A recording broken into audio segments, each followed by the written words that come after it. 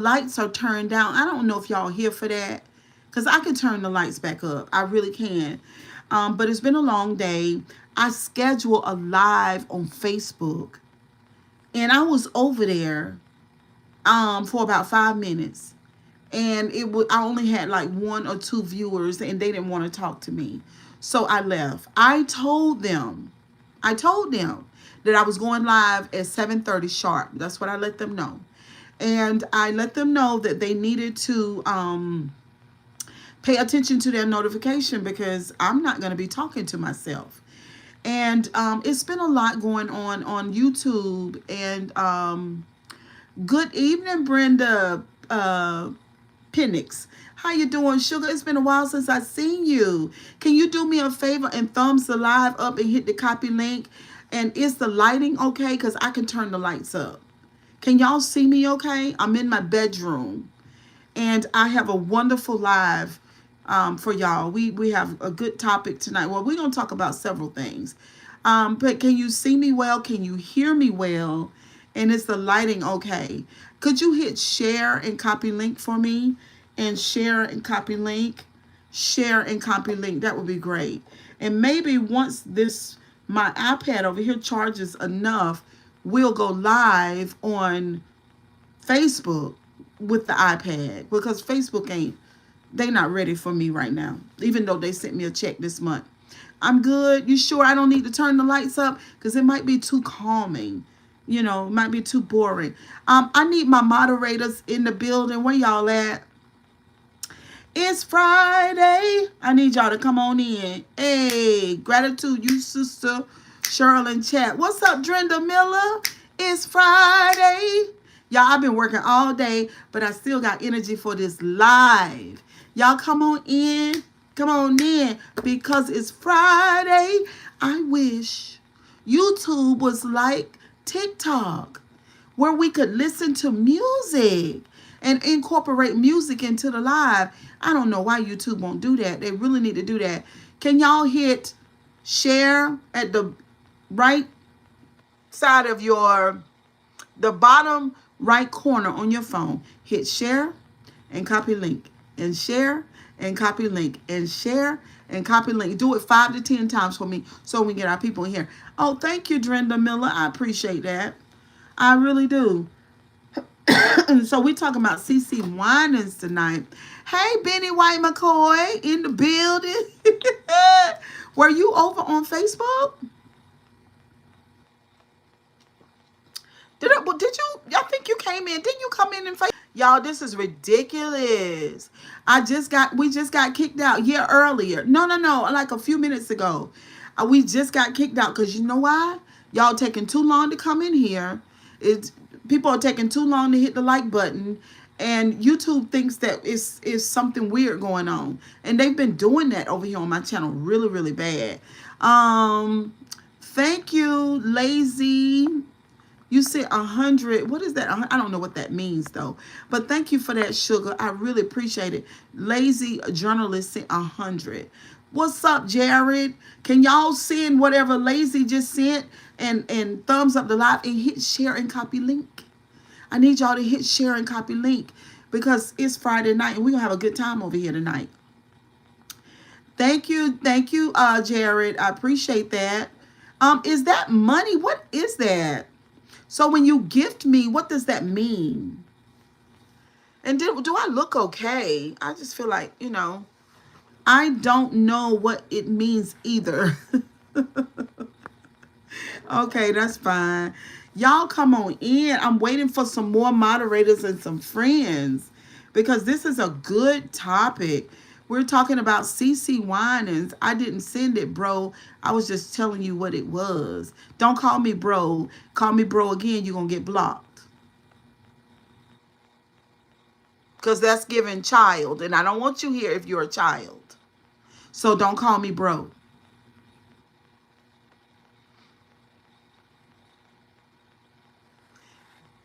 How old are you? How old are you? Jared, how old are you? Don't let me ask you no more. Because you about to get blocked. Don't call me bro. I don't like that. That's inappropriate.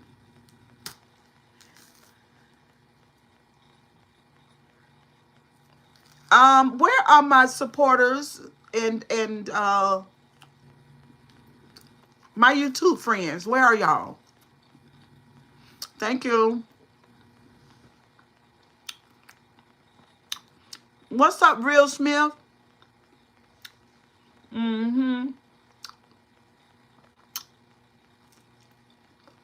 No, what I'm telling you is don't call me bro. I think that's crazy as hell. I'm too old to call me bro.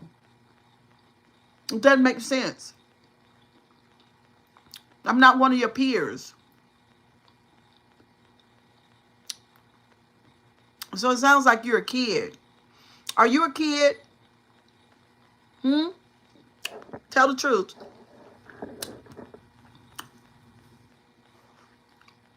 Are you a kid?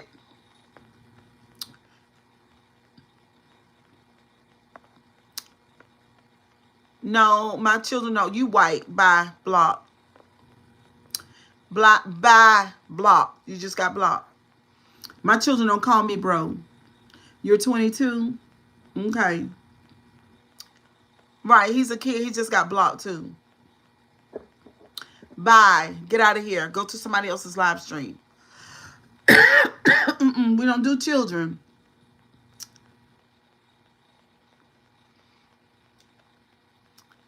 Yeah, 22 is a kid when I'm 55. Yes. Those are children. Just go to somebody else's live. Yeah. Mm-hmm. Mm. Okay, where are my folks at, honey? Y'all be useful. It says it's 62 damn people here watching me.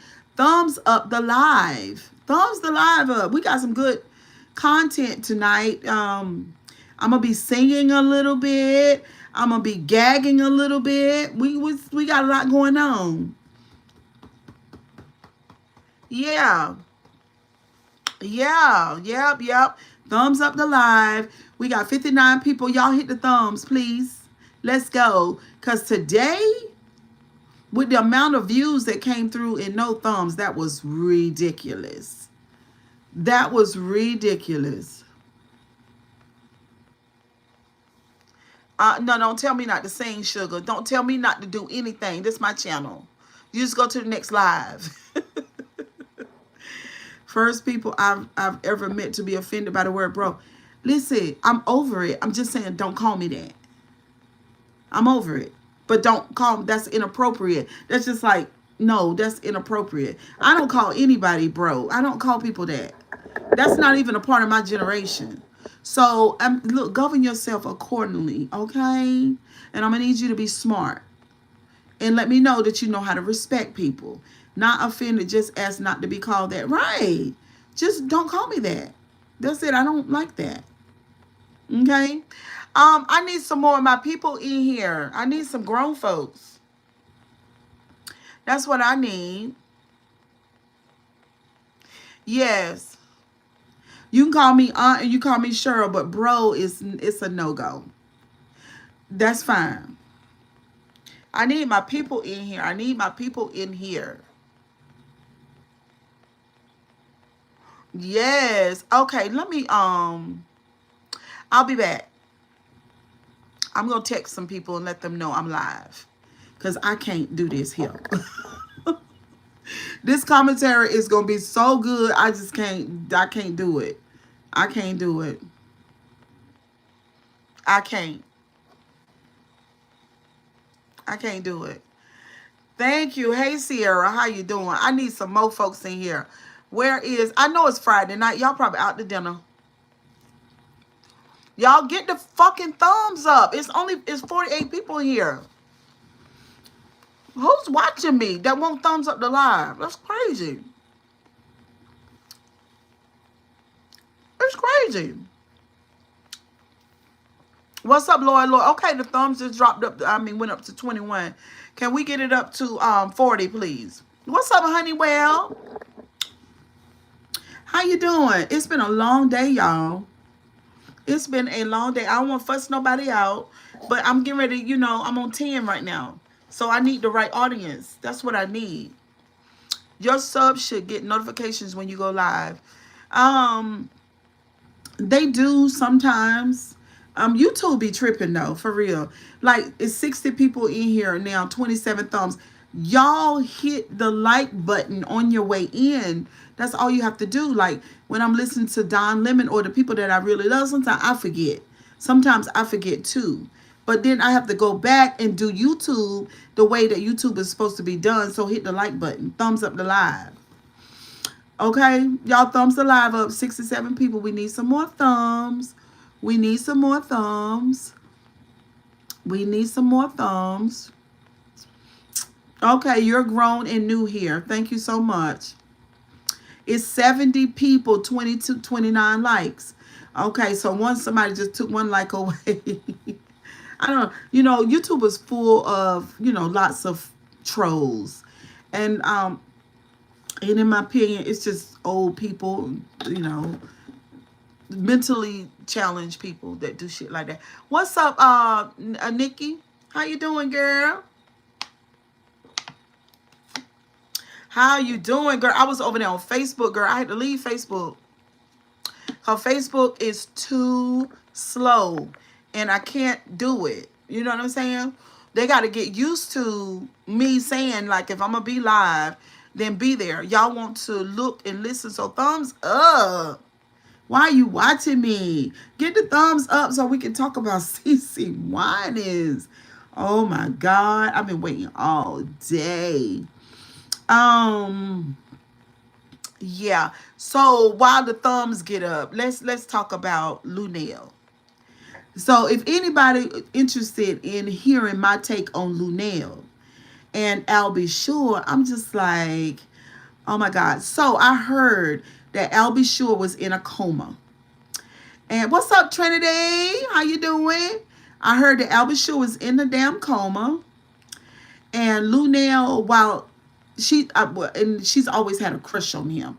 This is what they reporting. So I'm reporting to y'all. And she helped him out and supported him while he was sick in the coma. And thank you, Game Changer. I appreciate that. I really do. Thank you so much. Y'all don't forget to hit the share button and hit the copy link because that's how we get our friends in here. So she helped him out while he was sick. And she said she had always had a crush on him. And I'm sure that that was comforting for him. And I'm sure that she spoke all the right words. I'm sure that she bought food to him and cooked soup and maybe even paid some of his bills. Maybe she did. I don't know. But I would say this. When I look at Luenell and Al B. Sure, it doesn't make sense to me. You know what I'm saying?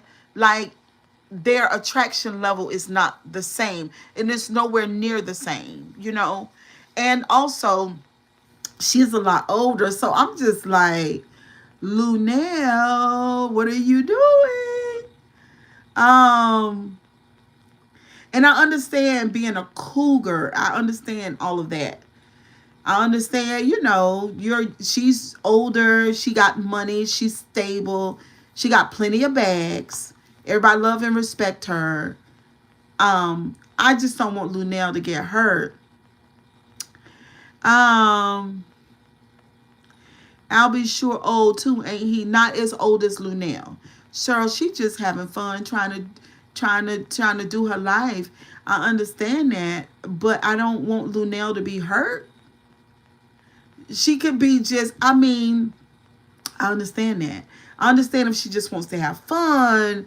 She just wants to, eat and travel and have sex and laugh. I get all of that. But what's up, West? But I don't want her to be hurt. Al B. Sure is about 59, 60.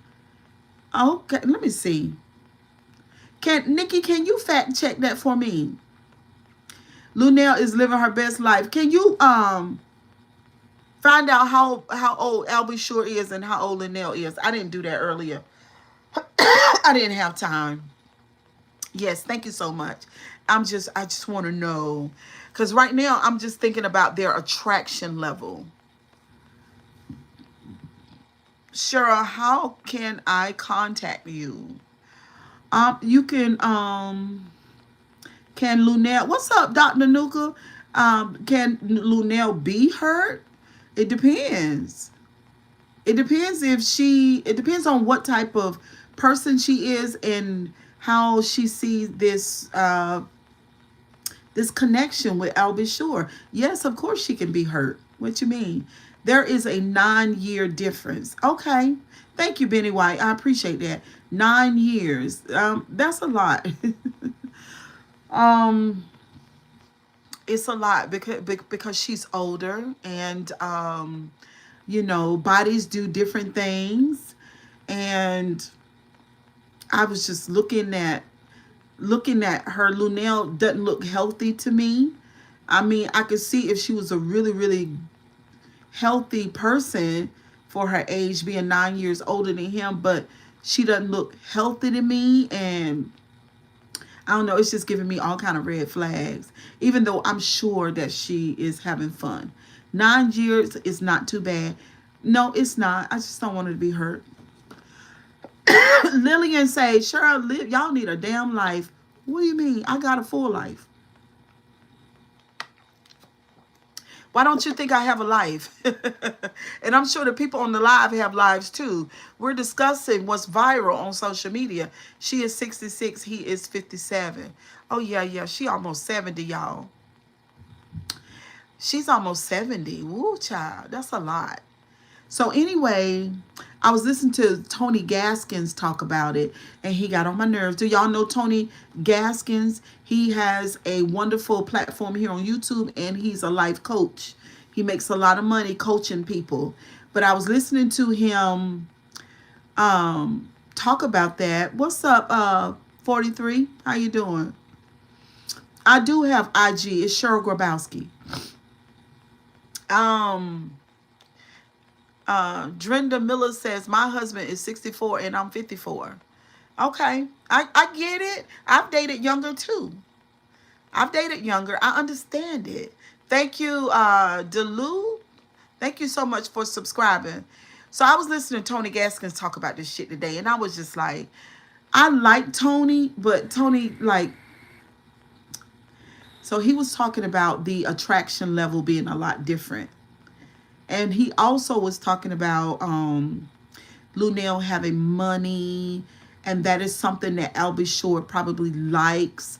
She have connections. She gets the bag.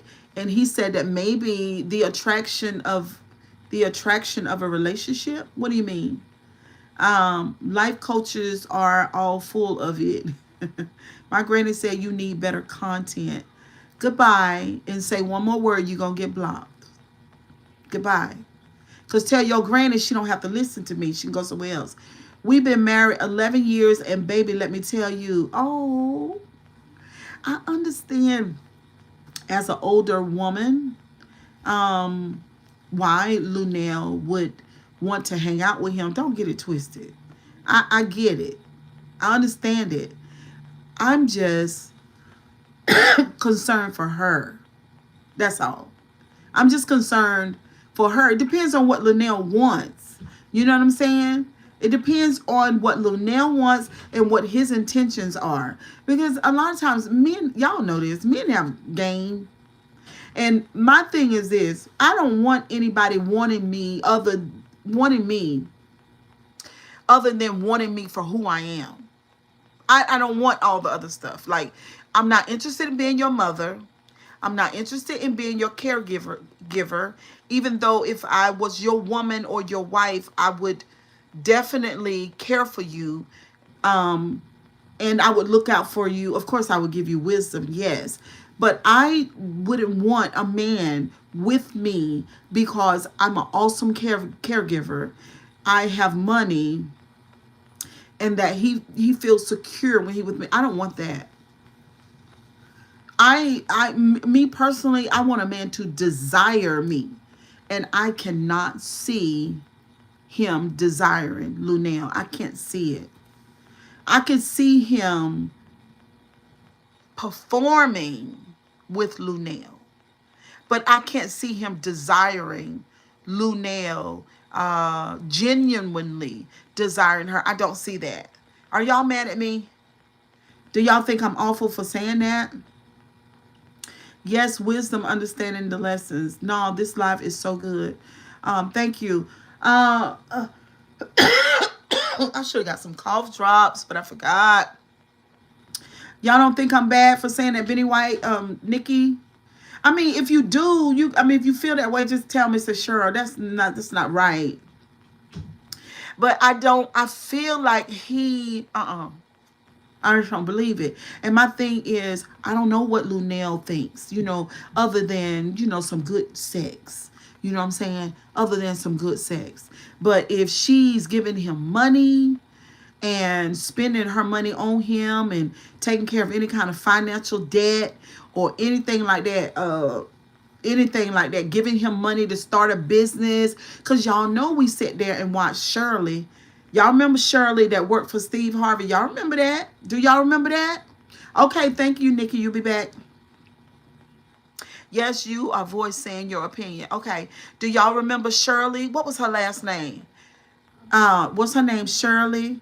And she's a good looking older woman, but she was with that terrible ass that man that was exploiting her, and he went to jail. Y'all know what I'm talking about?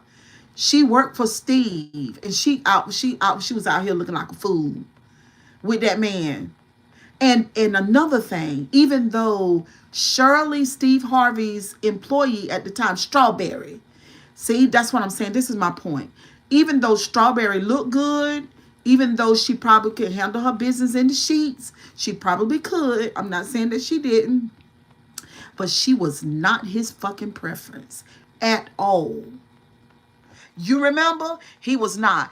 She was not. And when he was on the phone with them women in jail and listening to how he talked to those women in jail and how he was sliding across town when Shirley was over there on the podcast with Steve Harvey doing his damn thug thistle while he's laying in Shirley's bed, eating Shirley's food, driving Shirley's damn cars, and sharing Shirley's money with them damn scallywags over there. I'm just saying, Lunel, I don't want that for you. I don't want that for you, Lunel.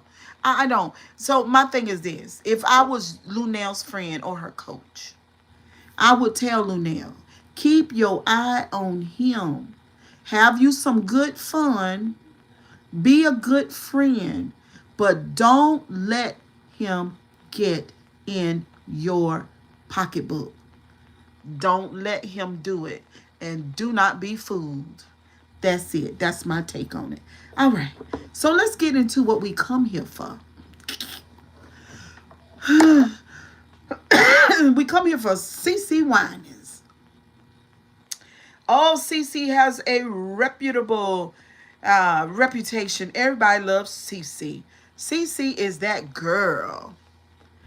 All right. So I shared, let me see.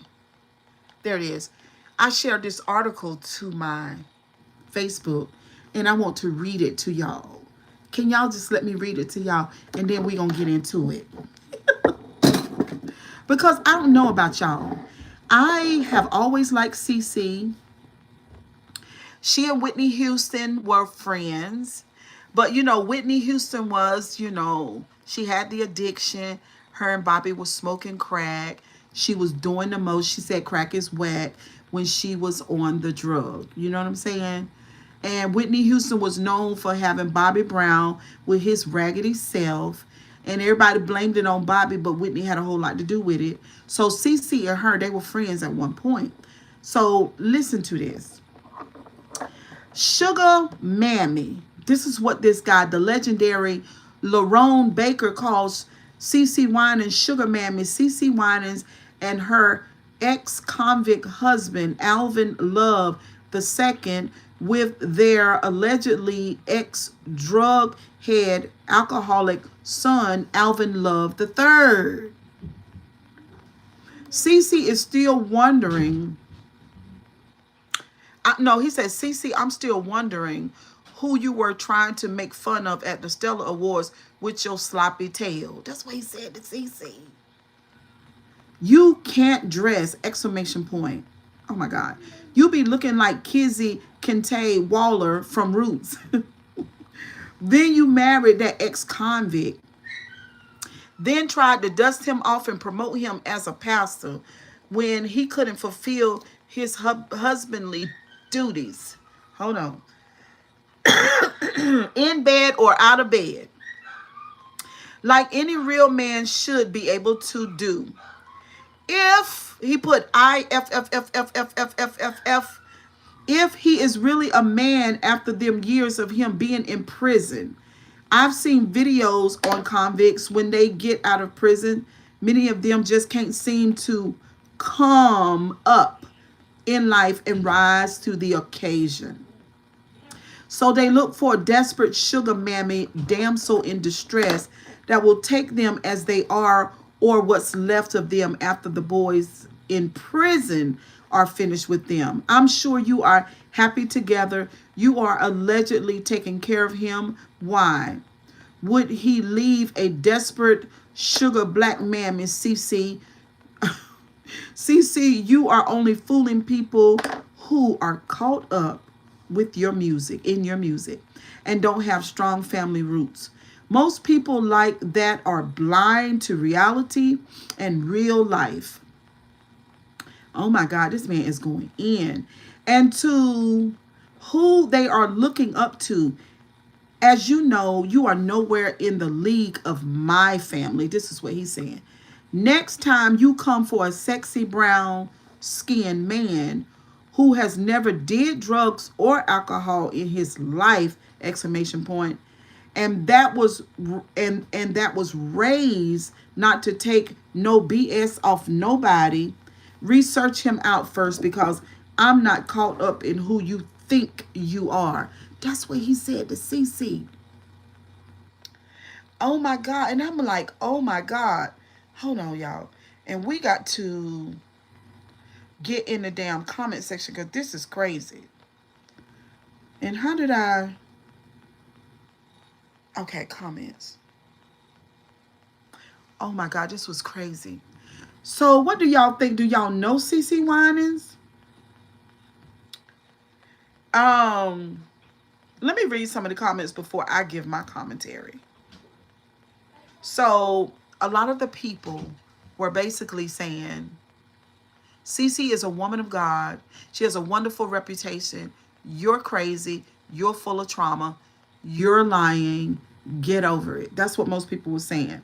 So this lady named Cindy C says, I find it crazy that these people who's attacking you for your response on some nasty, shady, so-called popular singer disrespect. They want to tell you not to say anything bad about her imperfect life, which may be true, but destroy you.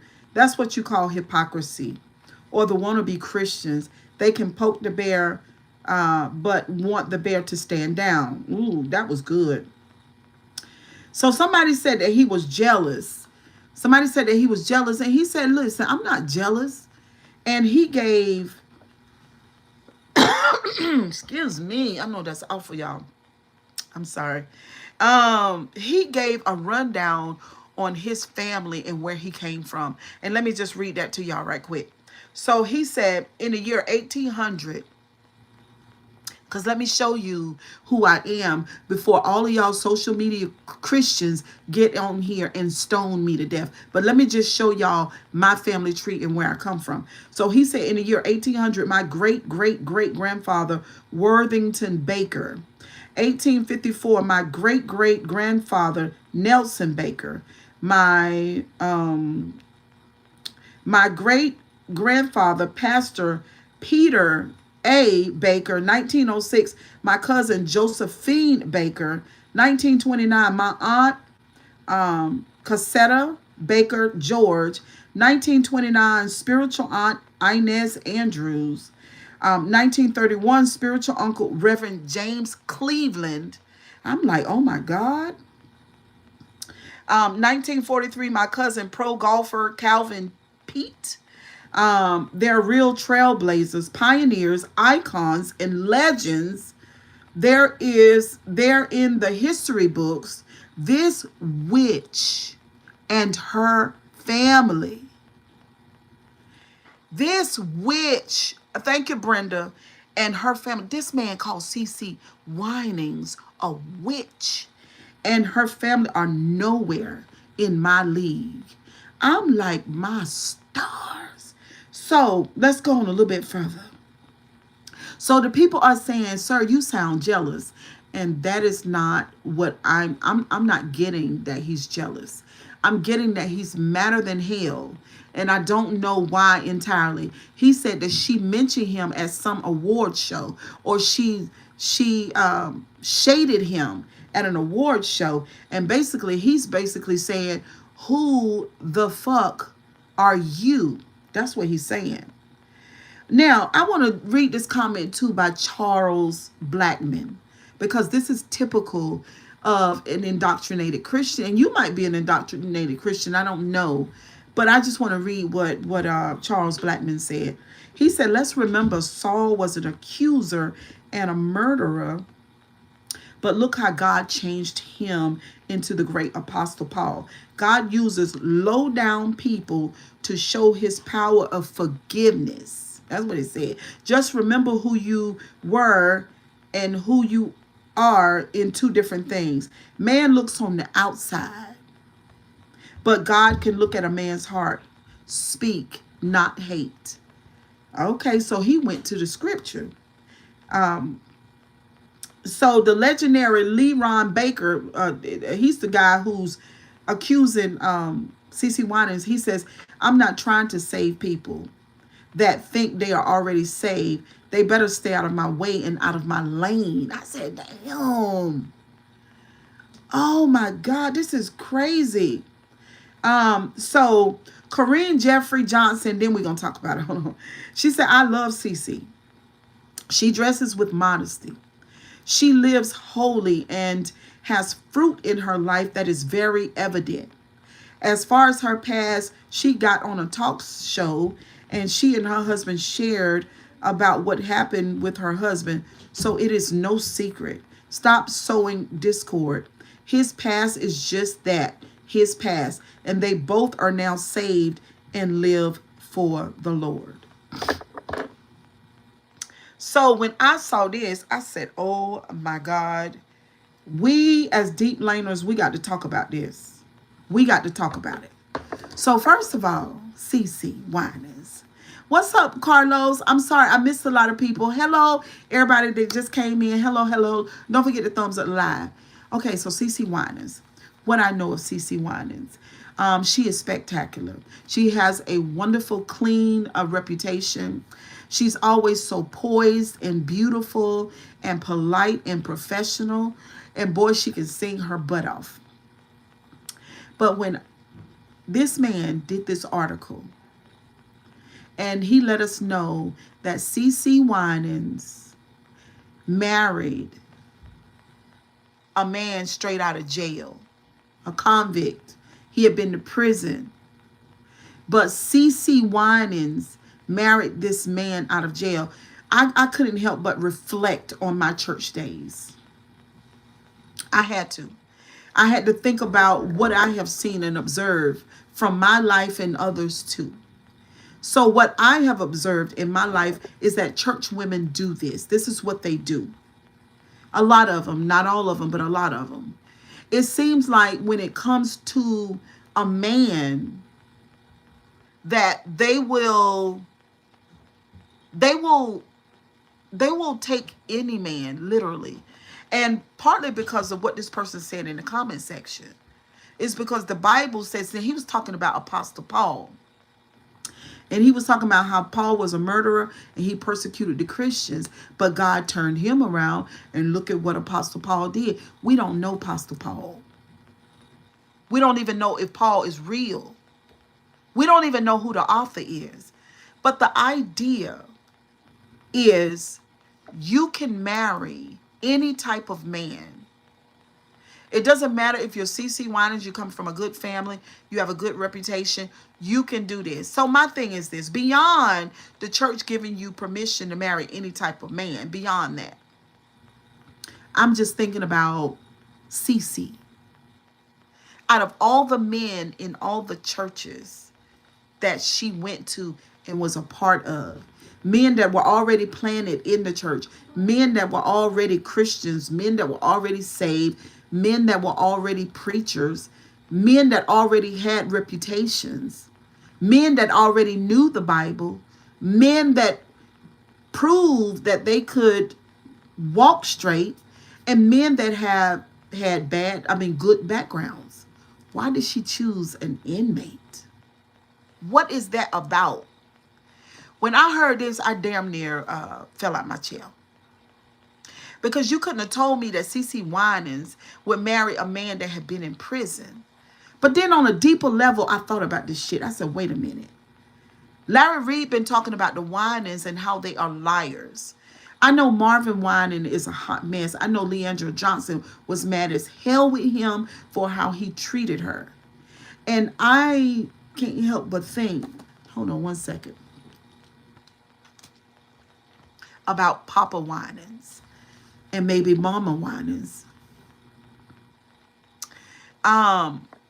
Who and what kind of people they were.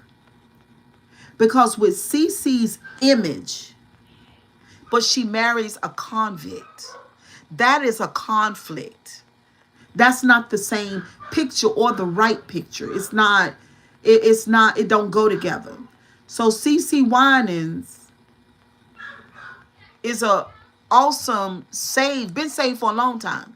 Used to sing for Paul and Jan Crouch on TBN long time ago, 30 years ago. So she had been walking with God for a long time. And then you marry a convict. So in my mind, from what I know, how? Well, I know how. There was something about the convict that reminds Cee Cee of her father. Something. Because it doesn't make sense. It doesn't. And Cee Cee is not the only woman who's done it. And if you're on this live and you've done it, let me know in the chat. Let me know. Because I feel like it's wrong. Church folks are some hypocrites. I'm sorry, the church should not be giving anyone permission to do anything. One of the things that pisses me off the most about church folks is the church and the world. How they say, I'm the church and they are the world. It irks me all the way to the heaven. It irks me very much so, because that's not the case. Cee Cee Winans could have picked a man that was already churched. But instead, she chose a convict. She chose that.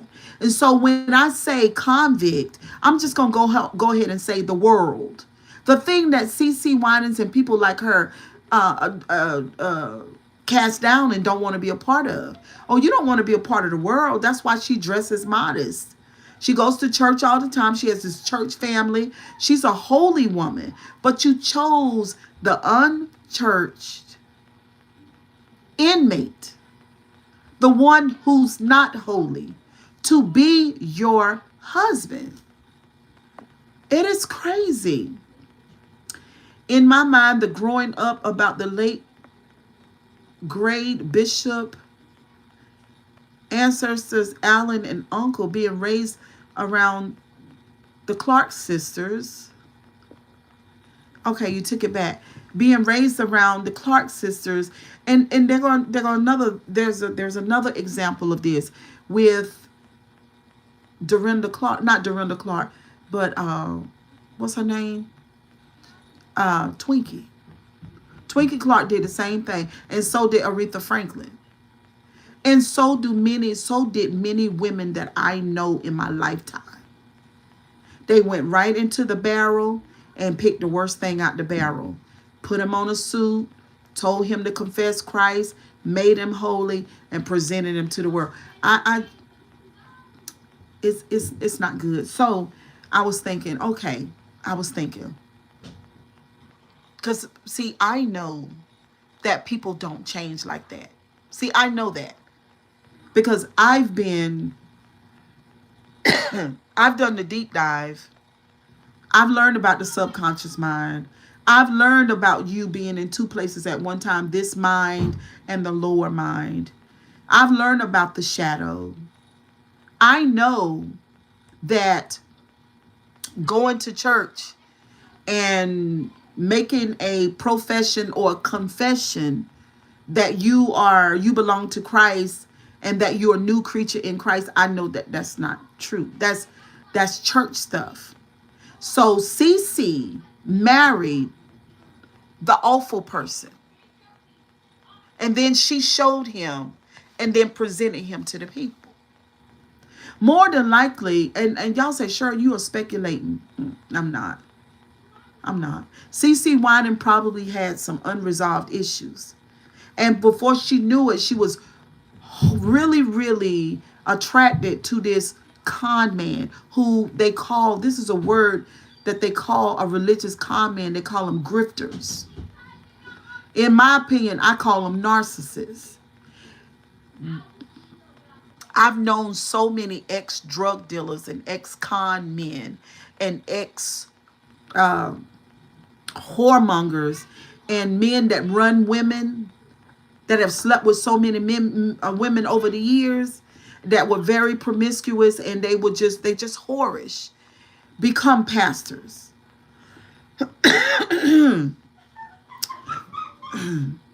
We've been talking, hold on for 1 second.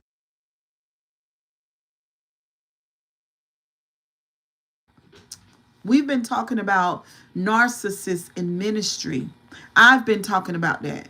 And when I read this story, to me, this is one of them stories. This is one of them stories. He's a grifter. He was able to con Cee Cee. And then she went on with it, probably having some unresolved issues from childhood and probably really attracted, obviously, to this grifter because of her stuff, her shadow. So Cee Cee is not as clean as she appeared to be.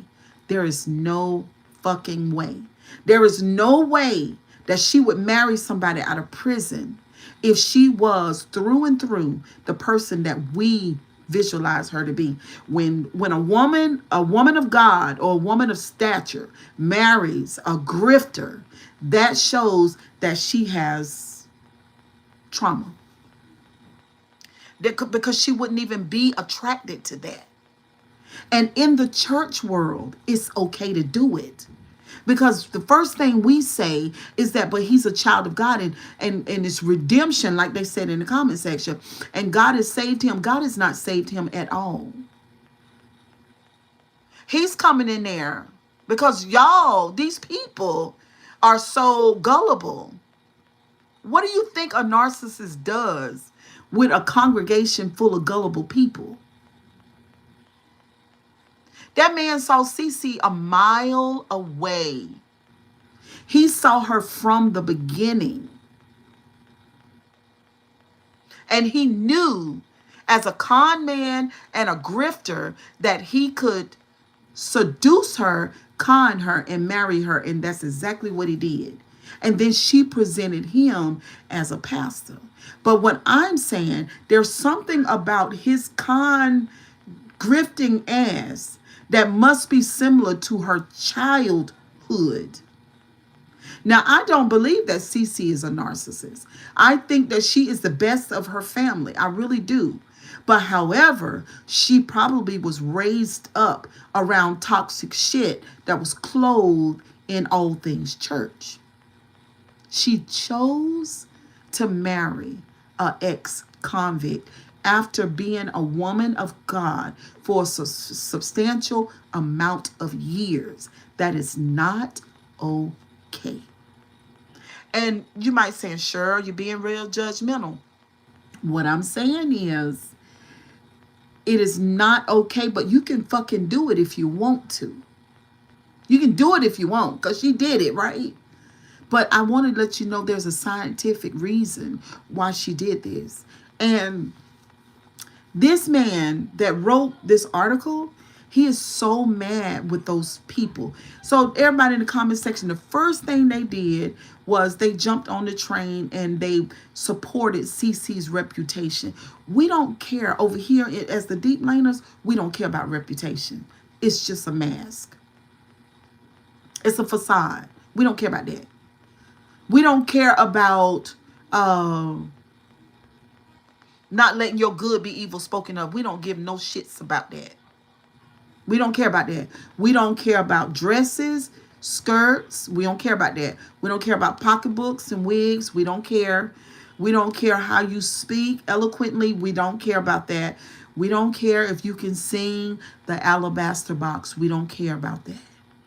It is so hard for people to visualize Cee Cee Winans as the Cee Cee Winans that we know, and also to see her as that broken, underdeveloped inner child that would marry a convict. And there's nothing that she can sing. There is no Bible scripture. There is no retreat that she can go to. There is no laying on of hands. There is no fasting. There is no prayer. There's nothing that can grow and heal that inner child but introspection. That's it. That's the only way. That's it. So I would say Cee Cee Winans' marriage, I don't know if she's still married to that man or not. Do anybody else know whether or not she's still married to him? This is not fucking okay. It's not. And in the church world, it is so permissible for black women to just go and pick them a man from somewhere, put him on a suit and present him to everybody. Take him into your house and into your life where he fucking around and doing all kinds of stuff behind your back. It is not okay. It is not okay, y'all. I'm serious. And this story really, really bothers me because I've experienced some of this myself, and I've watched a lot of other people do it. These people do not change. I guarantee you that man is not changed. He might wear different clothes. He might have learned how to preach the Bible. He might have learned homiletics. He might have learned how to exegete the text. He might have learned how to hum a little bit. And all that, the art of preaching, there's an artistry in preaching. He may have learned all of that. But that don't mean that that man was ever changed or he was ever suitable to be presented in ministry to vulnerable people. It's always the case when these narcissists decide in their mind, oh, you know what? I'm going to become a preacher. And y'all might be saying on the other side of the phone, sure, that's not how it works. That's exactly how it works. They make a decision that they're going to become preacher. See, what happens is, I'm going to tell y'all what happened. And this is on a much deeper level because we just hit another level. What happens is these narcs have something about them that people recognize as leadership. Right? Because a lot of times they'll do what they want and they know how to con and finesse people. They have a certain type of instinct where they can look through you, okay? Because they develop that in the childhood. It comes from being a child and being in a traumatic situation, and you got to learn vibes and energy. You have to in order to survive. And they have this instinct and this vibe. And they can look at people and know what the fuck they looking at. They know who you are. They know how to talk to you. They know how to finesse you. They know how to get you. They know how to do that. And when they come up into the church world and you got scriptures like God is going to save you and make you new and all this kind of stuff. And God is going to do you like he did Paul the apostle. And you're going to preach the gospel. Because see, a lot of mothers speak to their sons and tell their sons that that God has called them into ministry, and these people are narcissists. They are narcs from the beginning. All of that stuff, having all them baby mamas, narcs. Finessing women, lots of women, narcs. Having children and not taking care of them children and leaving those children, narcs. Leaving that wife, and then going on and find you a whole nother family and having other children and start preaching, narcs. They are narcissists, guys. They be standing right up there, and a lot of y'all say, Cheryl Boss, I don't care. I got to tell you that is my assignment. Narcissists covet ministry.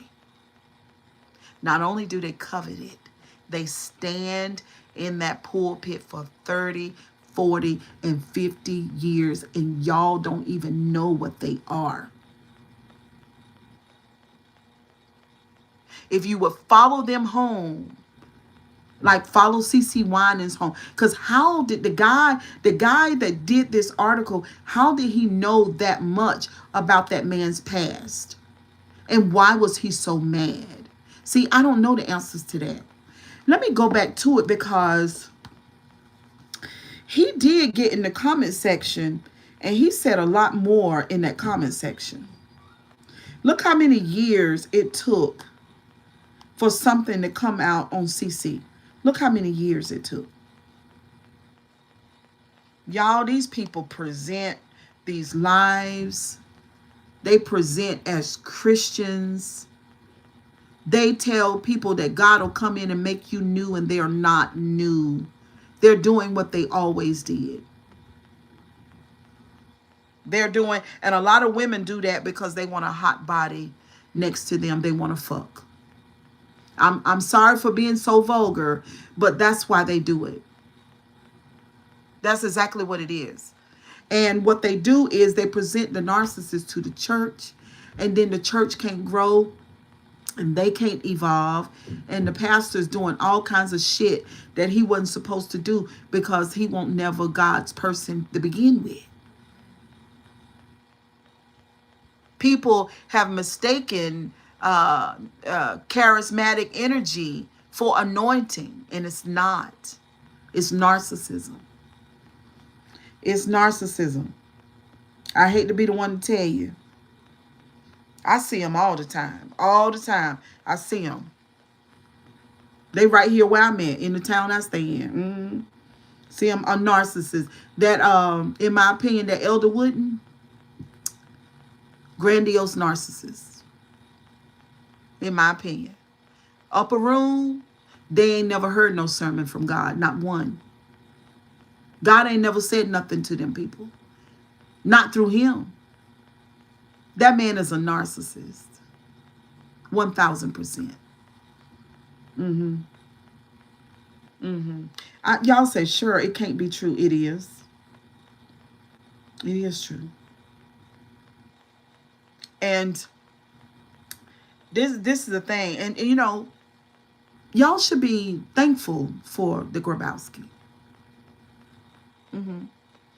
Because when I look back in the past and all these wonderful women that I've known in my lifetime, and I saw the middle of their life, because I wasn't there when they were born, because they were older than me.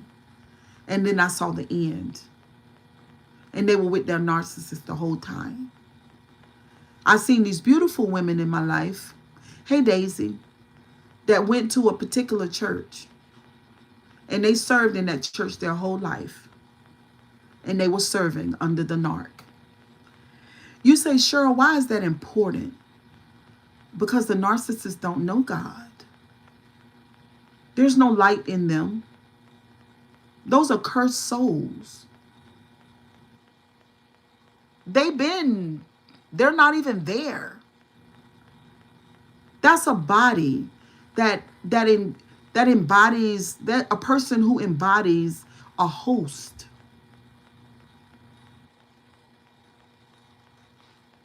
Where else do you think the devil is going to go? Honey, I'm telling y'all, I know this is heavy. I know it is.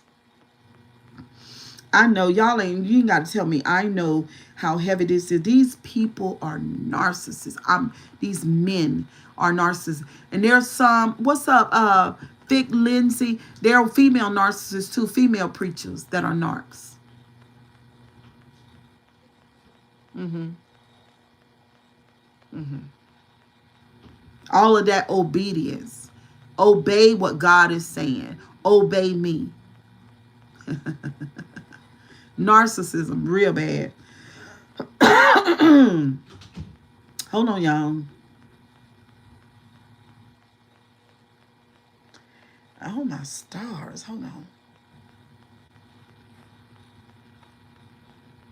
Hold on, I'm about to find it.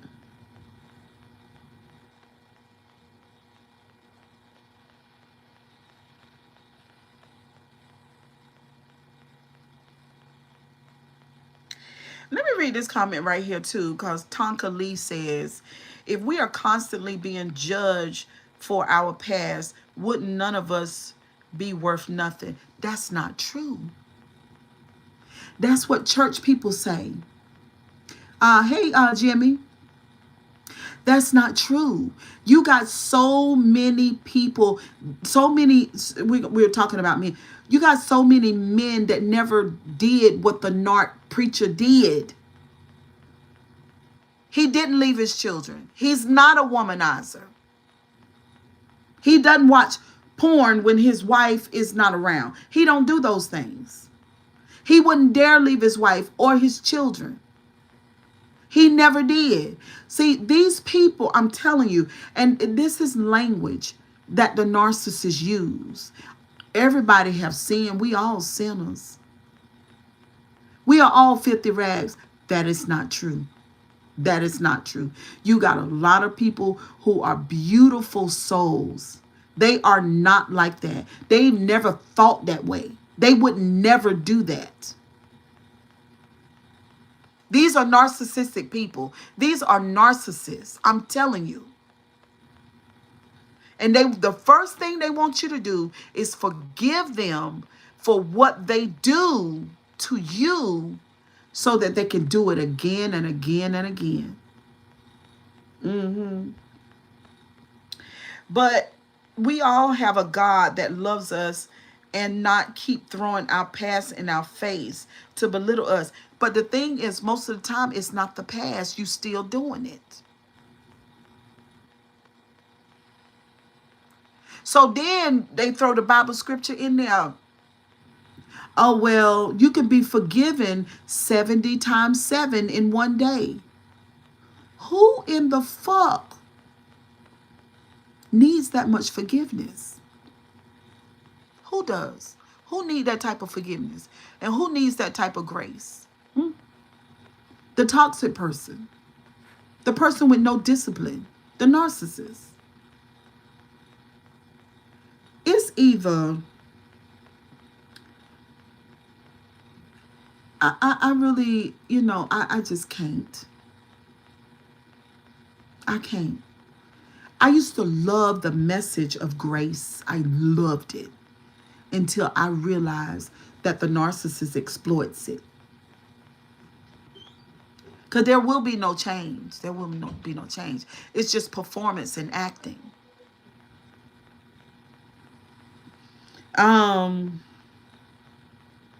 What do you say? A lot of us need to repent and forgive ourselves before we try dragging someone else in the mud, because we don't know what the next person went to God and asked him for. My thing is, how can you hold, and I see the live is dwindling down, but it is what it is.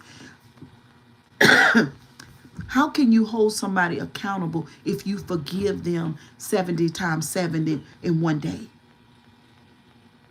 Huh? Does the church have no accountability? And then what are we teaching the young people? That if this motherfucker can do some of the most horrible things to people and the people in the congregation, but everybody's focus is on forgiving the pastor and not making him accountable for his behavior, then what's the point? And that's what's wrong with the church. That's it right there. No accountability. Well, in the world of introspection and healing, you have to hold yourself accountable. You have to pull yourself in. And if you need to, you have to sit your own self down, even when people won't hold you accountable. That's called integrity. The narcissist doesn't have integrity, though. They don't have that. And the people won't hold the pastors and the husbands responsible for the shit that they do. They put the emphasis on covering the sin instead of dealing with it directly and demanding change and discipline.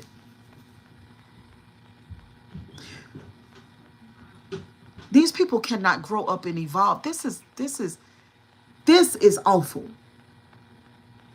Cee Cee Winans spoke to black women all over the world and said that I don't have a standard.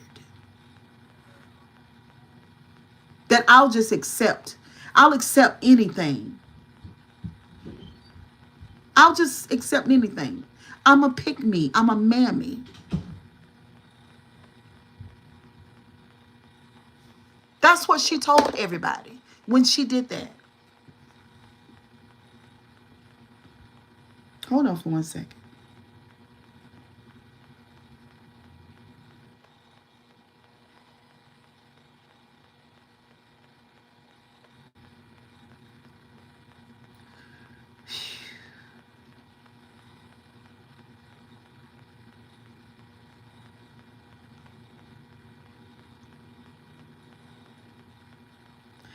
This man keep right on calling that girl a witch.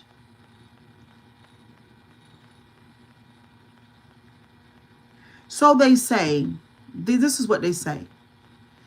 Now a lot of people in the comment section are saying, be careful not to put your mouth on the man or woman of God. How the fuck are they going to be accountable? If all the narcissist has to do is come to church and be a pastor, then he has free range to do whatever he wants, because nobody is going to hold he or she accountable.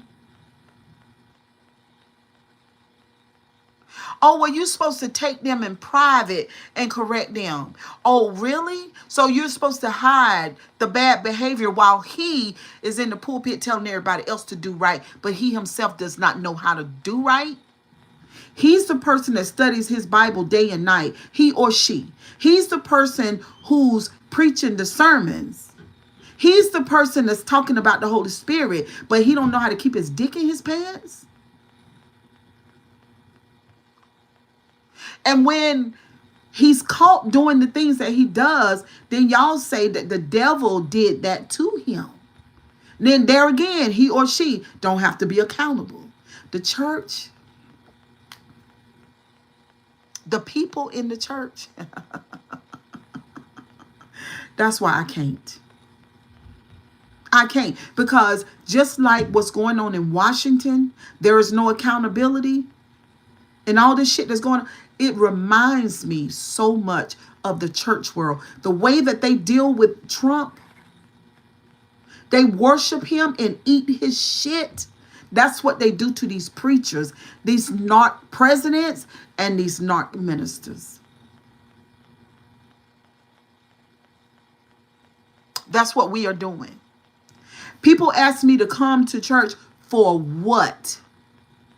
Why am I going to come and be called all kind of names? Because when your preacher get out of hand, he going to get what y'all refuse to do with Cheryl. When your first lady do the crazy shit that she do, she's going to get what you guys refuse to do. There is no accountability in the church world. I do not want my children to go in any type of institution where there are no checks and balances.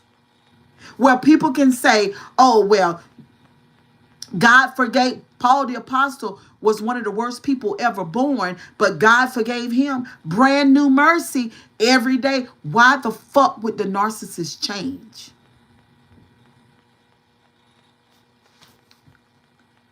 There's nobody there to hold his foot to the fire. There's nobody. What the church does instantaneously, their first move is to blame the devil. That's their first move.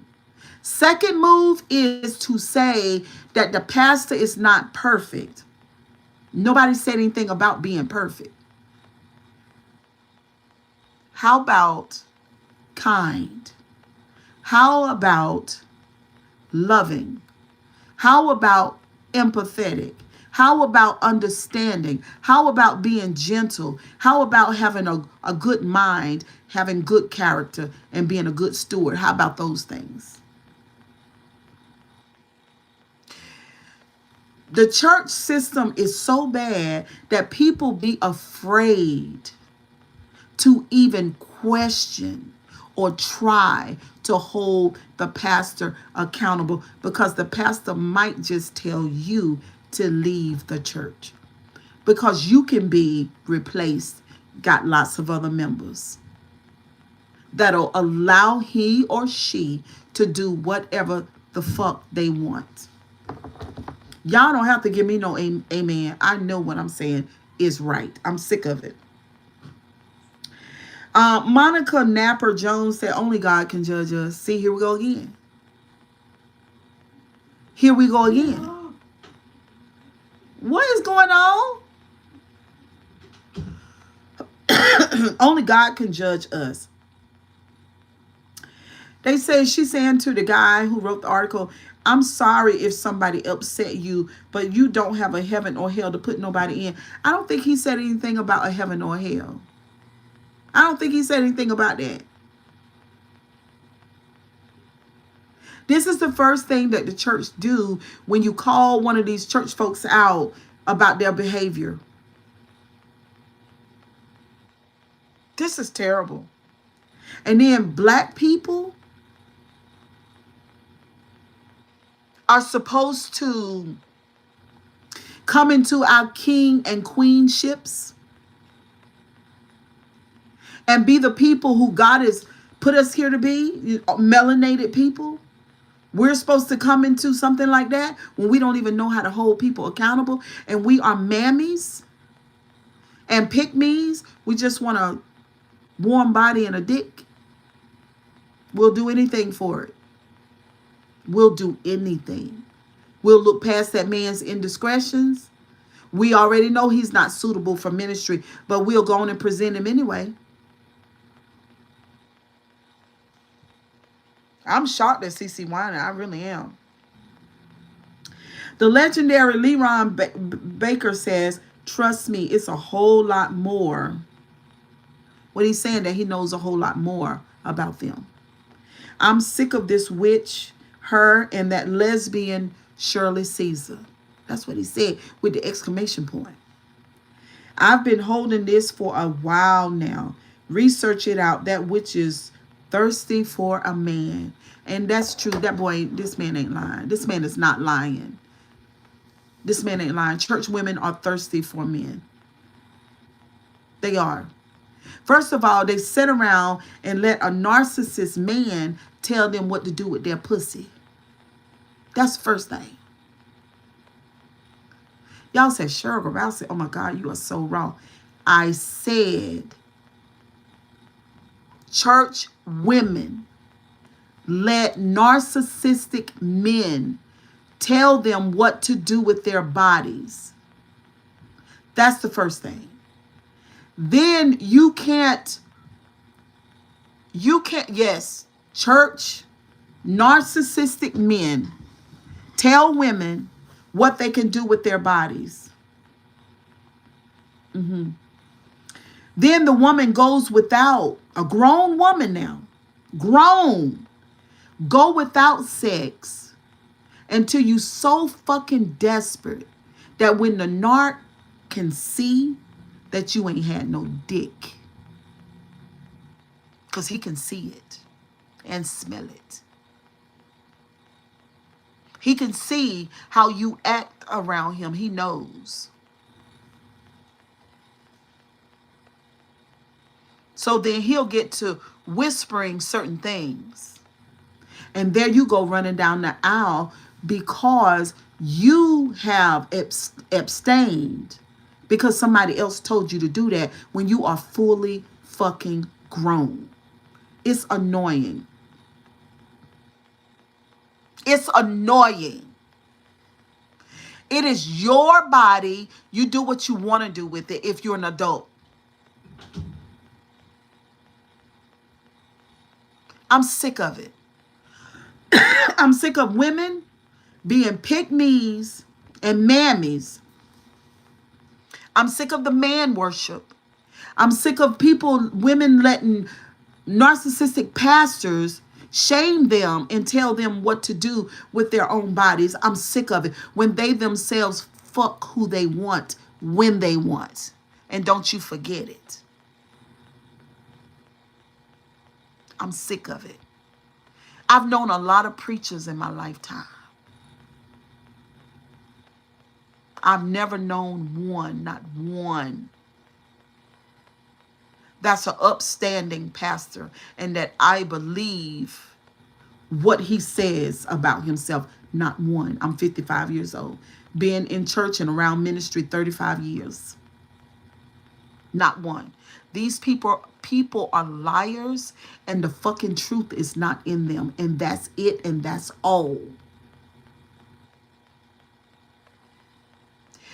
You would ask yourself, how do the narcissists, Cee Cee Winans' husband, and a lots of other people that I've seen before.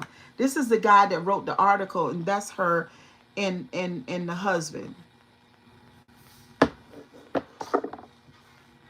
How do the narcissists stand up in the pulpit and everything that they talk about, they don't be about?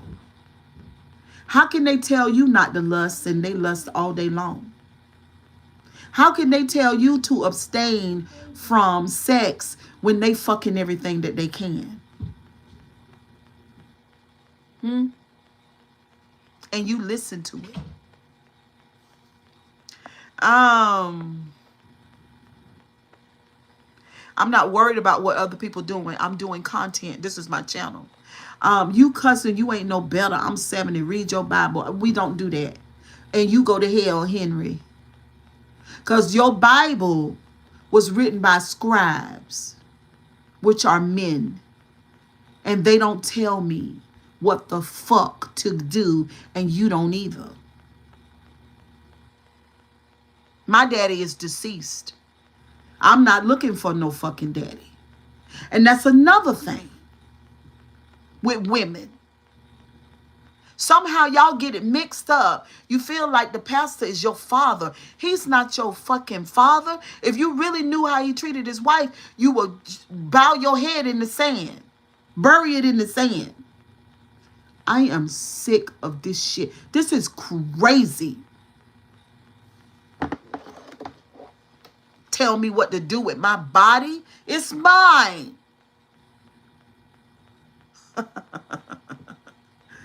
It'll go back to the ground sooner or later. It's not yours. You can say what the fuck you want to say. Who cares? You better learn something about you 70 years old. Who cares? You damn near a slave anyway. Slave ass. You probably voted for Donald Trump. Get on away from over here. Y'all are teaching y'all daughters to worship these toxic ass narcissists. What's up, JC? We're talking about Cee Cee Winans marrying this man out of prison. Miss Holy, Miss Righteous, the symbol of godliness. This woman needs therapy. This woman is unhealed. This woman is unevolved. This woman is performing.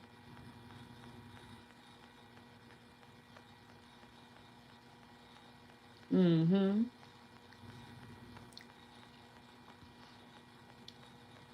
How about you listen to what the Bible say? If you listen to what the Bible say, you're going to be a slave. She got a divorce.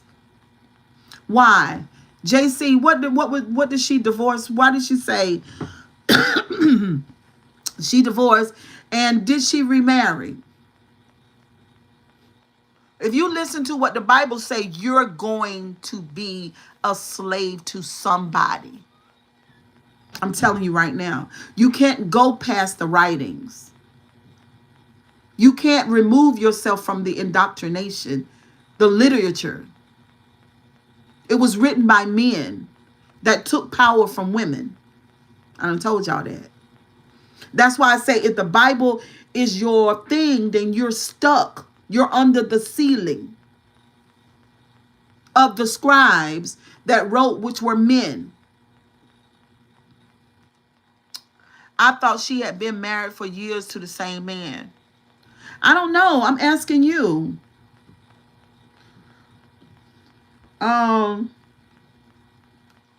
She knew better than to marry a damn inmate.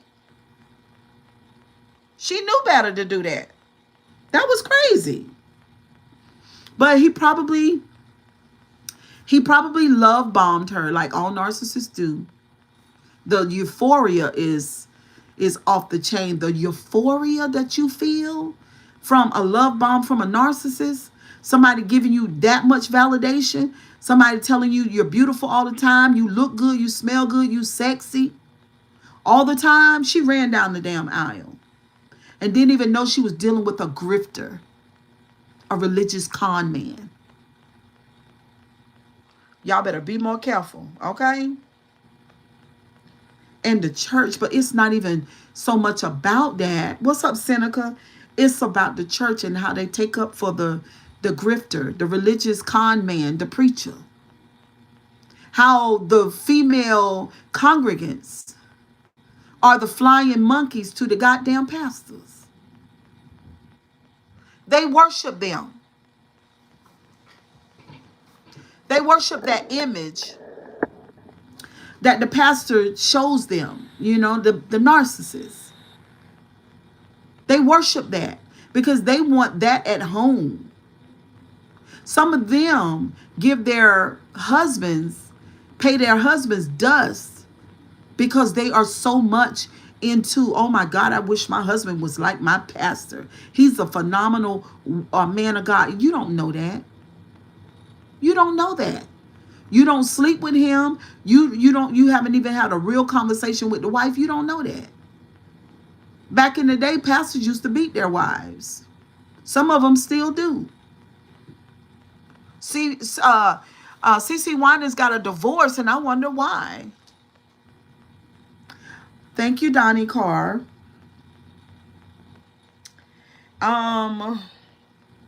They said this man had a vendetta, but I'm trying to find that comment. Oh Lord, I gotta read this one by Dana. Her name is Dana Wylie. I think it's Wiley. So she said, I understand the whole. Be careful when you are speaking about people of God. You can't even speak on people of God. How do we know that they're people of God? Just because they tell us they are? How do we know that? Just because they go to church and they can sing? Cee Cee Winans sings like an angel. When she sang the Alabaster Box, oh my God, it was phenomenal. How do we know that these people are men and women of God? How do you know? Do you know how many times I've thought something about God that it didn't come out to be, it wasn't that? Do you know how many times that I've seen and heard people say, ooh, ooh, that hurt my booty, y'all. I'm on a stool. That God told them something and God never said a word. You know how many times a person like Cee Cee Winans could say, you know, God told me that I need to lose weight, and God told me that I need to help the children, but God didn't tell her that she was marrying a grifter.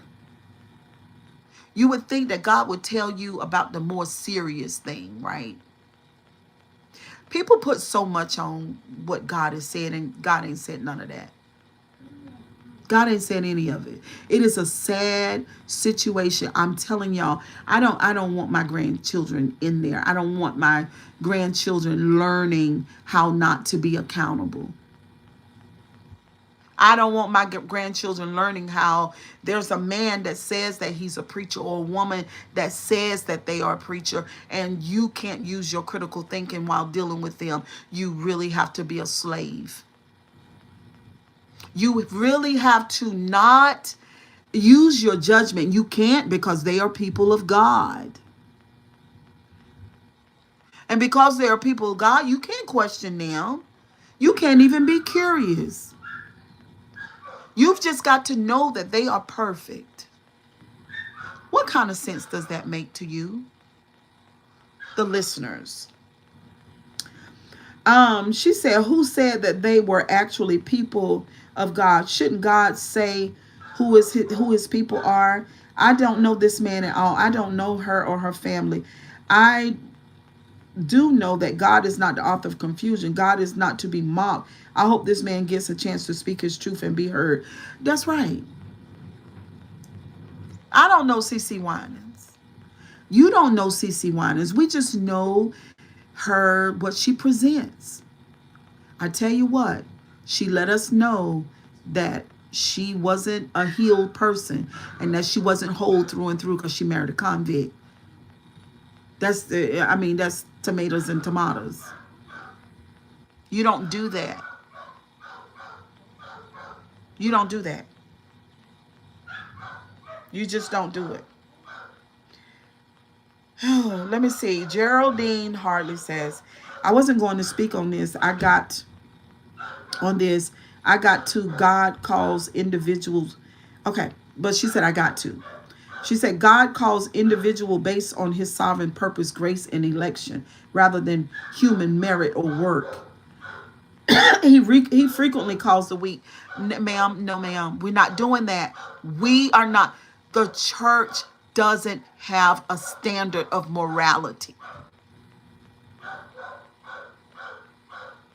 Cheryl Grabowski, anybody could preach. King James's edition of the Bible, Cheryl.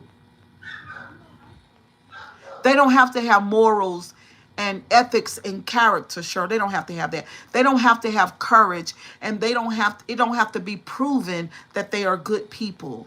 It don't. We're just going to wave the wand of Jesus said, and that's it. That's the only qualification you need. And then after you wave the wand of Jesus, just believe with your whole heart that they are who they say they are, no matter how much evidence that you see that they are not that. We don't want you to think, Cheryl. We just want you to obey and believe. That's it. He frequently calls the weak and flawed to demonstrate his strength, power, and love. He extends his invitation to all who are burdened and far away, and therefore he has predestined them for salvation and purpose. The word of God say, touch not my anointed and do my prophets no harm. God don't play about his. I hate that. I hate that song that says, God don't play about me. I hate that. It's so narcissistic. Well, then if God is God, God don't play about nobody. Not just you. Sounds like to me that that's selfish, not selfless. Sounds like to me that you're not including others. That it's just about you. God don't play about. God don't play about me. And you the same one that be fucking with people and doing a whole bunch of shit that you got no business doing because you don't have no self-reflection. You can't see that you full of shit. And that the people give you the same kind of energy that you give them. Because the Bible and the church doesn't allow you to see yourself through and through. It turns you into a puppet. You are new Christ. You are a new creature in Christ Jesus. The old have passed away, and behold, all things have become new, and they are not. They are not.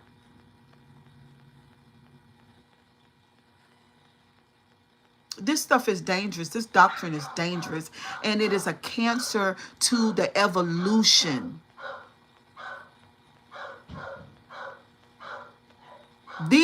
A lot of these Bible scriptures are a cancer to personal growth and evolution and spiritual inheritance. These are narcissists that wrote from a narcissistic perspective. And unfortunately, you got millions of people who resonate with it. They really believe that God has said these things. They really believe that God is saying that you don't have to be accountable, that you can do whatever you want. Just use my name as a passcode in to the club. Because when you use my name, then I'm what make you righteous, and you can go through this whole world and fuck around and fuck people up all you want to. I got your back. I'm going to cover you. That's what Donald Trump is doing in Washington. The loyalist. Christians, a lot of times, are loyalist. I'm born again, washed in the blood. Loyalist.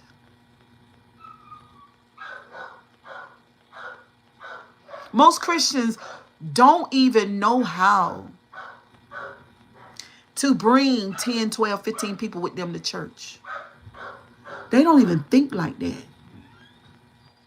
It's me, myself, and I, my Bible, my religion. God don't play about me type shit.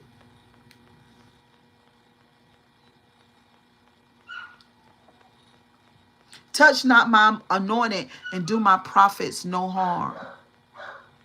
Well, the anointed and the prophets are doing lots of harm. They're hurting the people. They're exploiting the congregation and taking the money. They're building barns and bigger barns out of their own agenda and out of their own desire and wants. They never cared about the people. You guys are calling these people holy, calling them anointed and prophets, and they are narcissists. They don't love God. They don't love the people. They're just there to get what they want.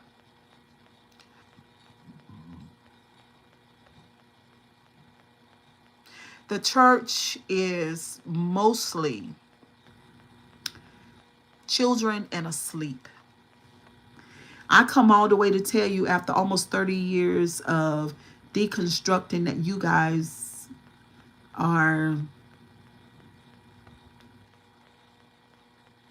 you're not aware. You're asleep. Maybe a lot of y'all are narcissists, if it makes sense to you, because I've been turned away from it.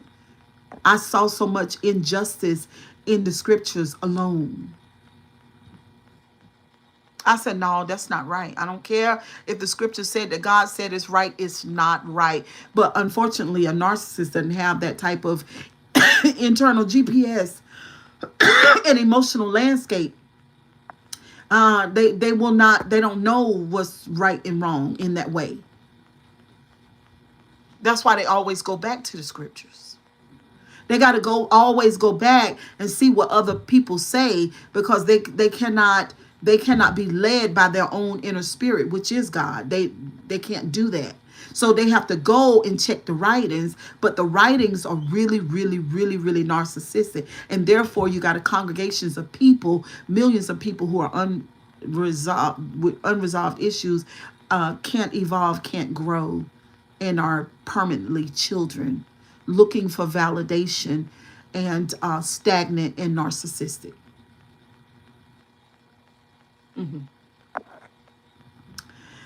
God's ways are not our ways, thoughts not our thoughts. Well, then why was the Bible written? And that's to my point. God did not write any of that. And even that verse that you just said to me comes out of it, which was written. Tell me something that wasn't written. Tell me something that wasn't written. Something that you know versus what you read and believe. Read some other fictional book you believe in these fictional stories so much. Right. Tell me something else.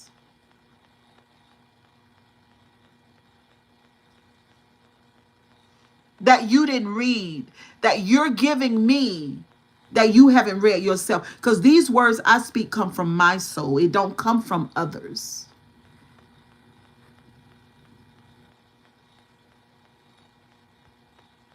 Talk to me without saying to me what Paul said, what Peter said, what Titus said, what Timothy said. I don't want to hear, I don't know those people.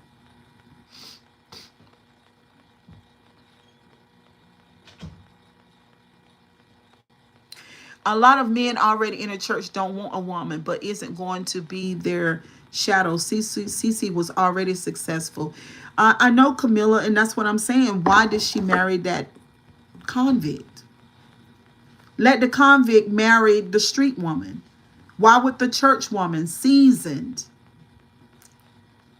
mature? What's up, Bree Bree? Been there a long time. Why would she marry a convict? I already told y'all why. Because she herself is unevolved. God wants too much. Satan only wants one thing, which is the best fictional deal. Because she didn't have anyone else to marry, she had to find someone. That's not true. The church is full of... Everybody knows Cee Cee Winans, and there are plenty of men in the church world who wanted to marry her. She wanted a convict. She wanted that toxic energy. She wanted that worldly man. That's what she wanted. As a godly woman, that's what she wanted. And that's why she did it.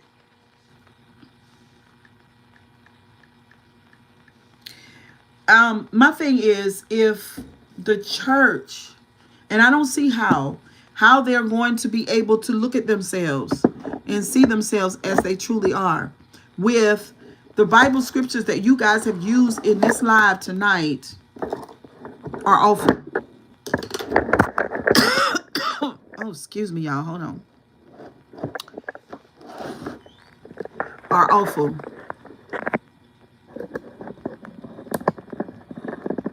Hold on. I'm trying to go live on Facebook right now. God is the same yesterday, today, forever. There is nothing new under the sun.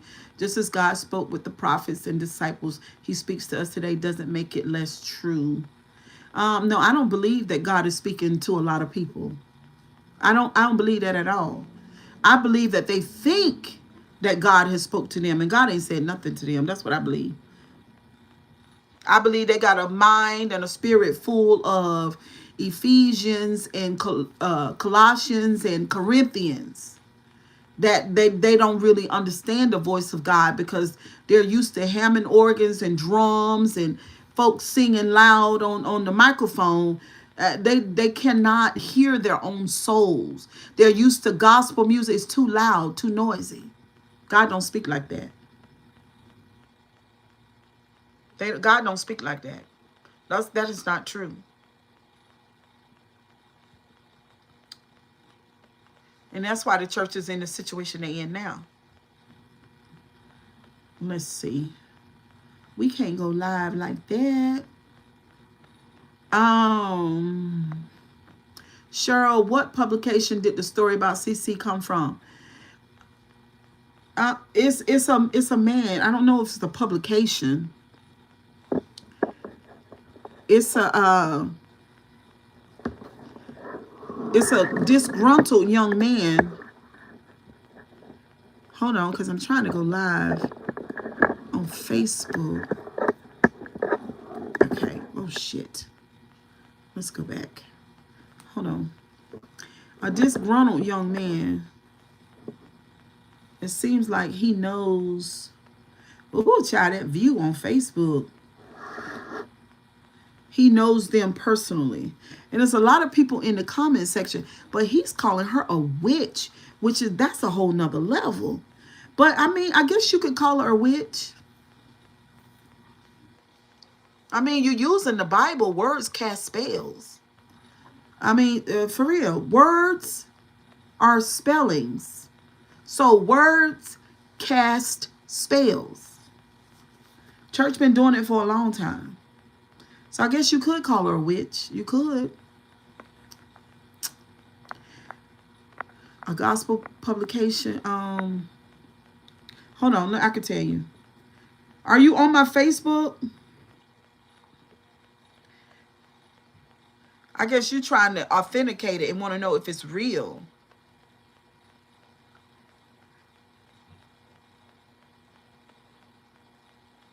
Let's see. Let's see.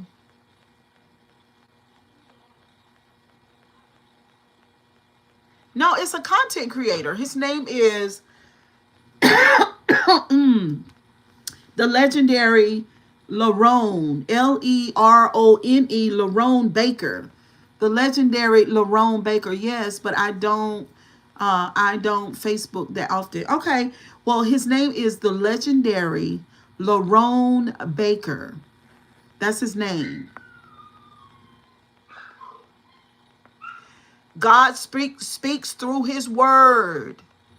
Nicole Harris says, God speaks through his word, to some audibly, to some through nature.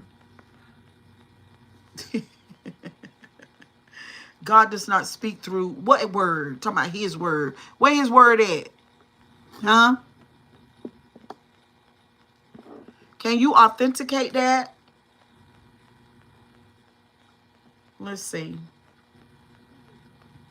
Let's go live on Facebook then. Is you live?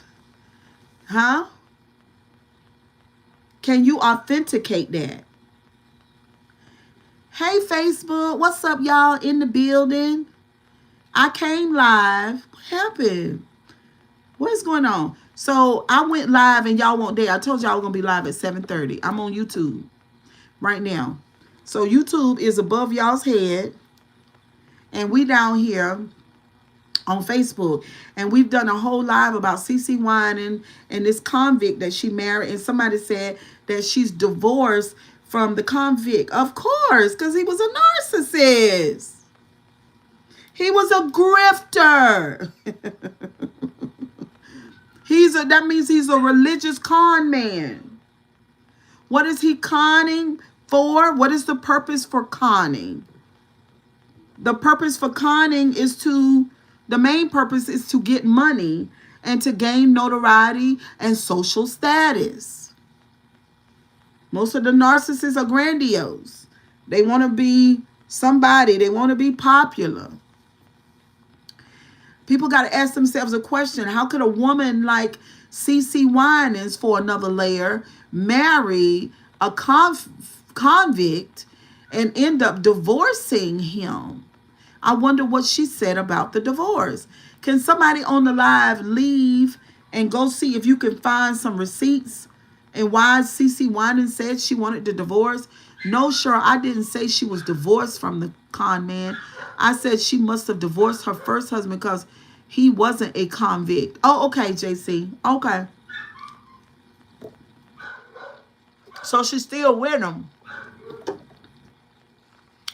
Mm-hmm. Y'all better be more careful out here. A narcissist is a narcissist grifter is a con man. He's a religious con man, a preacher.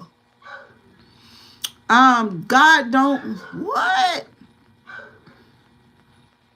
Baby, I can't read that. I found that she has been married to Alvin Love since 1984. Yeah, that's him. What kind of name is that girl? Alvin Love. Sounds like a con man. I can see her right now singing that song Alabaster Box. I don't know who wrote that song for her, Alabaster Box, but I used to sing it. I used to love it. The words are very powerful. I wonder, did she write it? I am shocked that Cee Cee Winans marrying somebody out of prison. It's a terrible thing. But that's how persuasive and convincing a narcissist is or can be. They are phenomenal actors, just like the ones in Hollywood, even more so, but they are acting in your life. Y'all out here dating and meeting these men, y'all need to be careful. There is no redemption for a narcissist. I keep telling y'all that. Baby, you are drunk. Don't comment in my comment section no more. Don't comment because we can't read your comment, baby. You don't know how to write and read. Don't do that. Excuse me. There's no redemption for these narcissists, y'all. And if they get in that pulpit, they're gonna stay in there. They're not coming out. And my thing is, oh my God, this is so problematic, and it makes me not have no respect for people in ministry. Now, a lot of people that know me are here on Facebook and locally. They're going to hear me say this because they were not here for the whole live. But we're live on Facebook right now. It makes me not respect anything about church when I know that people, bishops, both male and female, pastors, apostles, and teachers ordain narcissists and put them in the pulpit and call them men and women of God. It makes me, because this is the problem with it. That's why I say when I left church, I tore down my psychological, what is wrong with my words tonight, framing for all things church, because what I thought and believed was a lie. And I was intuitive enough to know, and also I was honest enough to know with myself that most of it was a lie. I have no respect, I can't help it, for these men and women of God who are ordaining and having church with narcissists for 14, 15, 20, 25 years, and there's no redemption for them. And you say, Cheryl Grabowski, why is there no redemption for them? Oh, they're not real people. There's no real self. There is no real self there. That person is not real. There is no real self. And that is how, let me slow that down. I'm going to slow it down and say that again because I don't think y'all getting it. The person that they were born in the world to be. They were a real person at one point. Not real as in like y'all say, Cheryl Browser, she is so real. No, I'm talking about real, real. It is not a real person.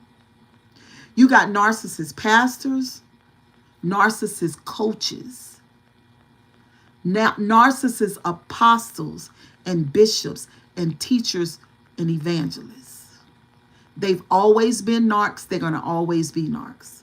I have no respect for the church because they don't know the difference. And that bothers me. I've lived long enough to see the middle of a lot of people's lives and the ending of it. And I know that when they died, they were narcissists, meaning that they don't know what love is. They could have never spoken for God. God never said one word to them to tell anybody anything the whole time. And the church embraces them and coddles them and validates them and obey them and listen to them and idolize them and love them. The church does that. I can't do it. I can't respect it because I know how much trauma they create in people. What do you think a narcissist pastor, what do you think the pastor's going to do? What do you think the pastor is going to do for you? If the pastor, the narcissistic pastor, does something for you, it's because they want to keep you around.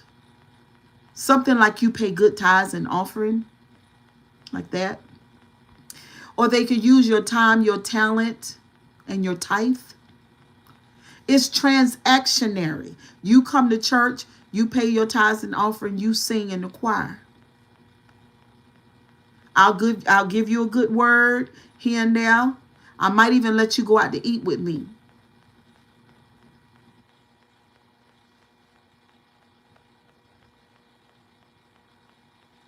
How could I have confidence in people who don't know that they're dealing with damned souls? And y'all say, sure, that's why you keep on saying that. Listen, because why would you ordain a damned soul? They are not God's person. They don't know what love is. They cannot help you to evolve. They can't. The narcissist doesn't love anybody, including his own very wife. He doesn't love anybody, or she doesn't love her own husband. She don't even love her children. They don't know what love is. But God is what? What y'all say? Y'all say, God is love. So the narcissist speaks for God, but doesn't know what love is. Can't feel love.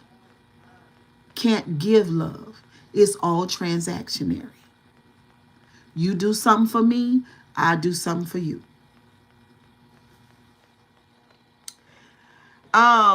Remember that you matter and you are loved.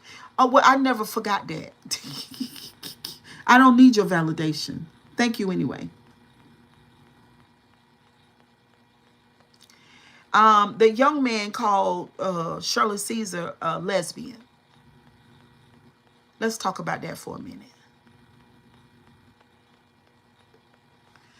He called Cee Cee Winans a witch. And he called Shirley Caesar a lesbian. Now, it's been rumored that Shirley Caesar is a lesbian and that the husband she had was really for a front. It's been rumored that. Now, do I believe that?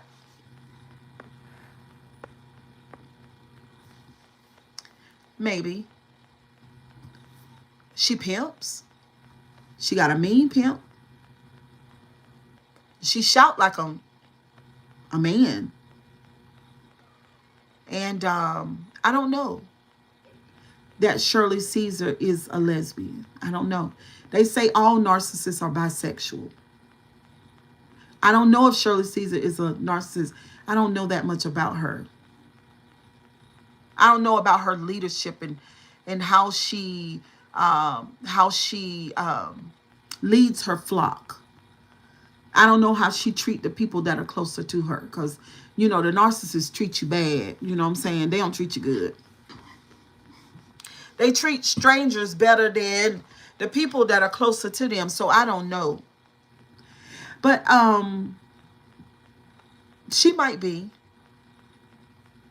She might be. I don't know how y'all don't ask yourself a question. Is my bishop or pastor, are they a narcissist? And after you ask yourself the question, because it sounds like to me the guy that's talking about Cee Cee and Shirley Caesar, he know a lot about who these people really are. And he's probably, because both of these women are singers, musical people. So he's probably a musical person too. How do you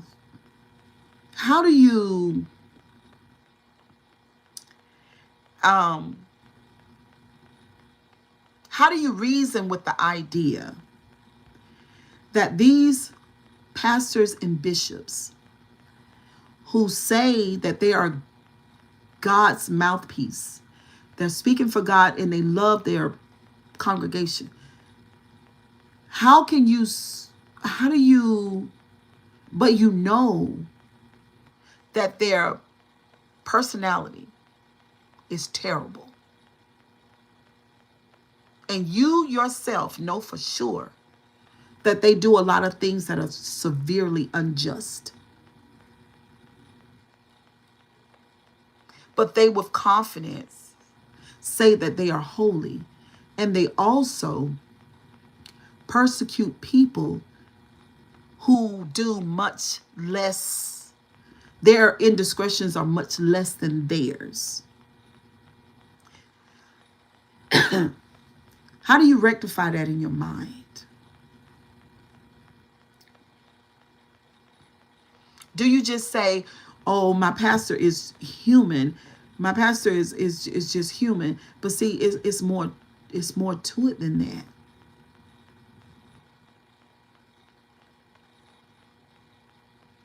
It's more to it than that.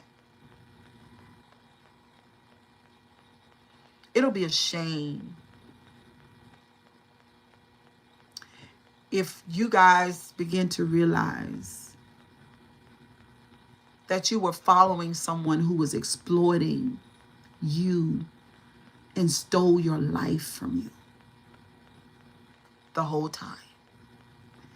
The narcissists don't feel no type of way about having you give your life up for their vision.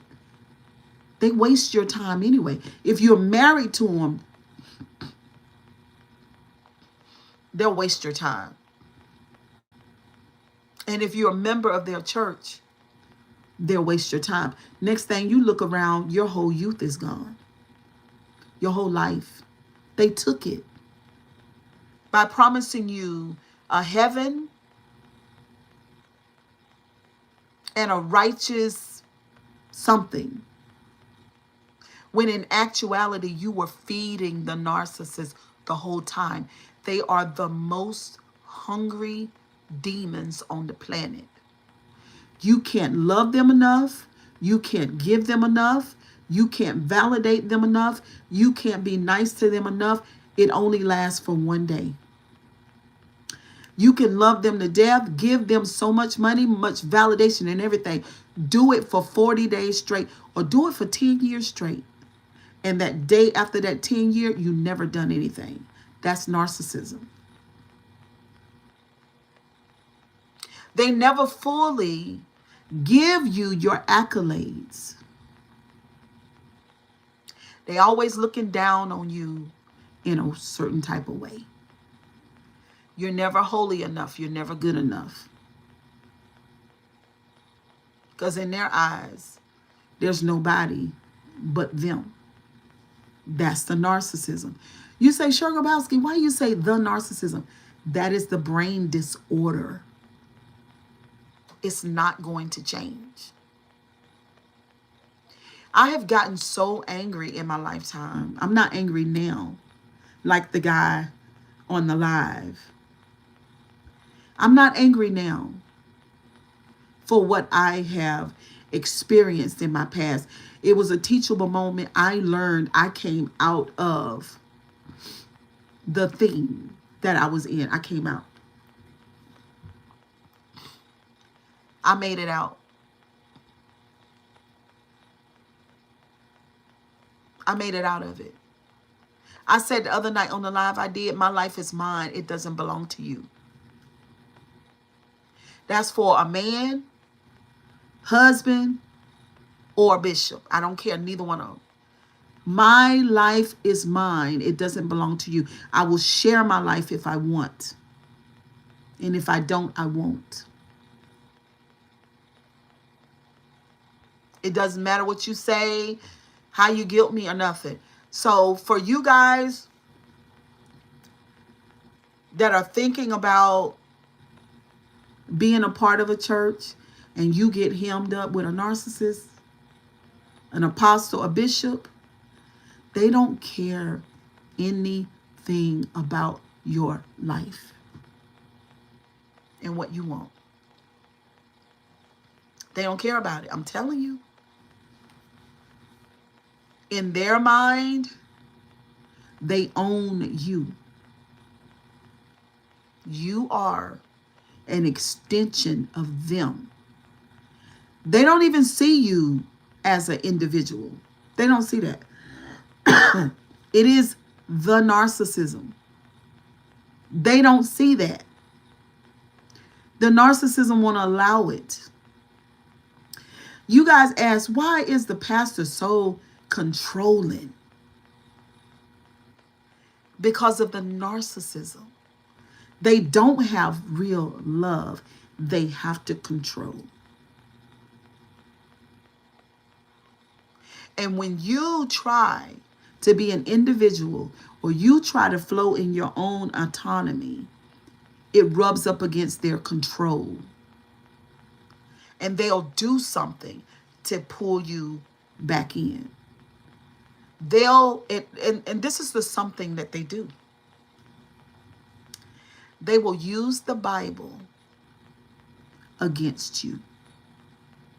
Remember I told y'all about their instinct, the way that I believe that Cee Cee Winans' husband looked into her and tapped into her and saw the missing pieces. And he can get in there as a grifter, a con man, and do what he need to do. Okay, that's what the pastor's doing. So they are not intuitive. You have to be a real God person to be intuitive like me. You got to be born with it. You don't go down to the altar and get hands laid on you with it. It don't work like that. You're born. And man can't get credit for it. Well, girl, I went over there to the revival, and girl, ever since then, girl, I've been prophesying. No. That's church stuff. They are not intuitive. Because if you're a seer, you're going to always see. And you've always seen. And you've always known. So they don't have intuition. But they have instinct. Like an animal. Instinctually. They watch you. Patterns. Watch how you move. Watch how your voice sounds. Watch how you dress. They put the pieces together that way. And it's really accurate too. It's a really good skill set, the way that they do that. I hate it when they said that God said or God told them something. God didn't tell them anything. That's their instinct. That's them living and being able to see you.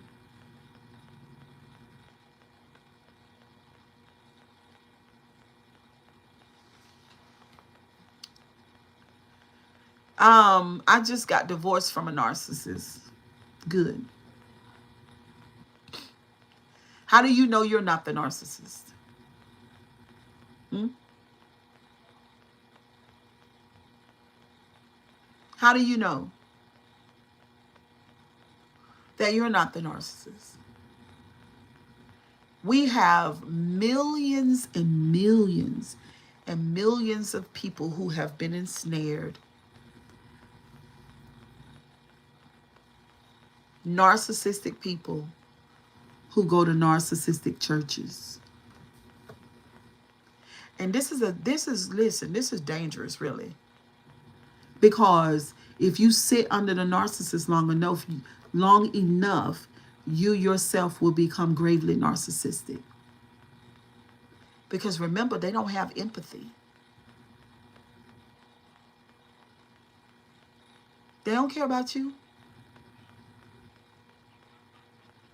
They always talking about the world in a negative way. The world, the world, the world.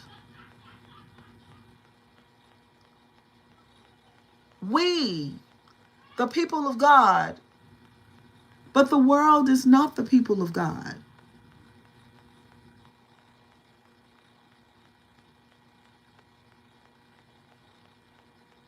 There is no difference. Take my word for it. There is no difference. I'm telling you right now. There is no difference. She was worried about what everybody thought about her. Yeah, that's one of the main things about narcs.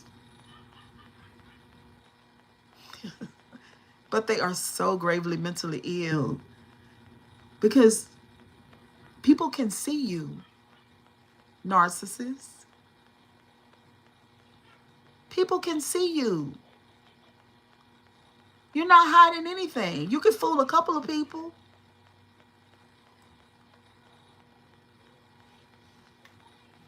I'm shocked at Cee Cee Winans. I really am. Oh, but it makes sense. It makes sense. God forgives the narc, honey. Oh, my booty hurt. Ooh. God forgive the narc, honey. He done got out of prison. Honey, go start you a ministry. Go be a leader, honey. Go save the world. It ain't save nobody. Anyway, y'all, kisses and hugs. I didn't even know we were going to go this way. Because I would come in the laughing gag, honey, but it got serious real fast. It got serious quickly. Ain't no need for you asking me to come to your church. I can't. You asking me to come to your church ain't no good thing. It's not good. Those are huge glasses. Thank you very much. I got out of 2 felonies that she charged me with. The narcissists don't love you, honey. I know. I've been around narcissists all my life. My narc detector was on before I even realized that it was on. My narc detector was on before it was always on. I just didn't know what to call it.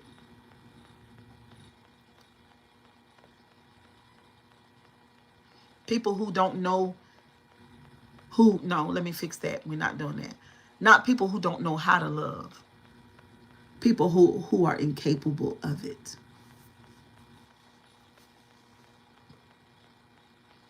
It's permanent too. Me and my life coach, we differ. We differ in opinion because she believes that they can be helped. I don't.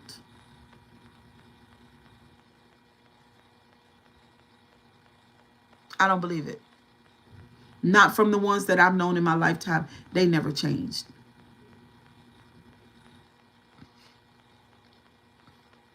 They may have become more like older and then became a little bit more dependent and vulnerable, so they play nice that you so that you could help them or something like that, but they don't change.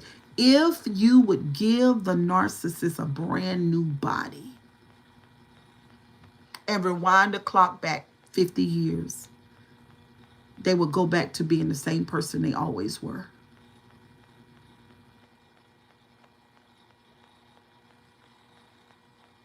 The best thing that you can do is identify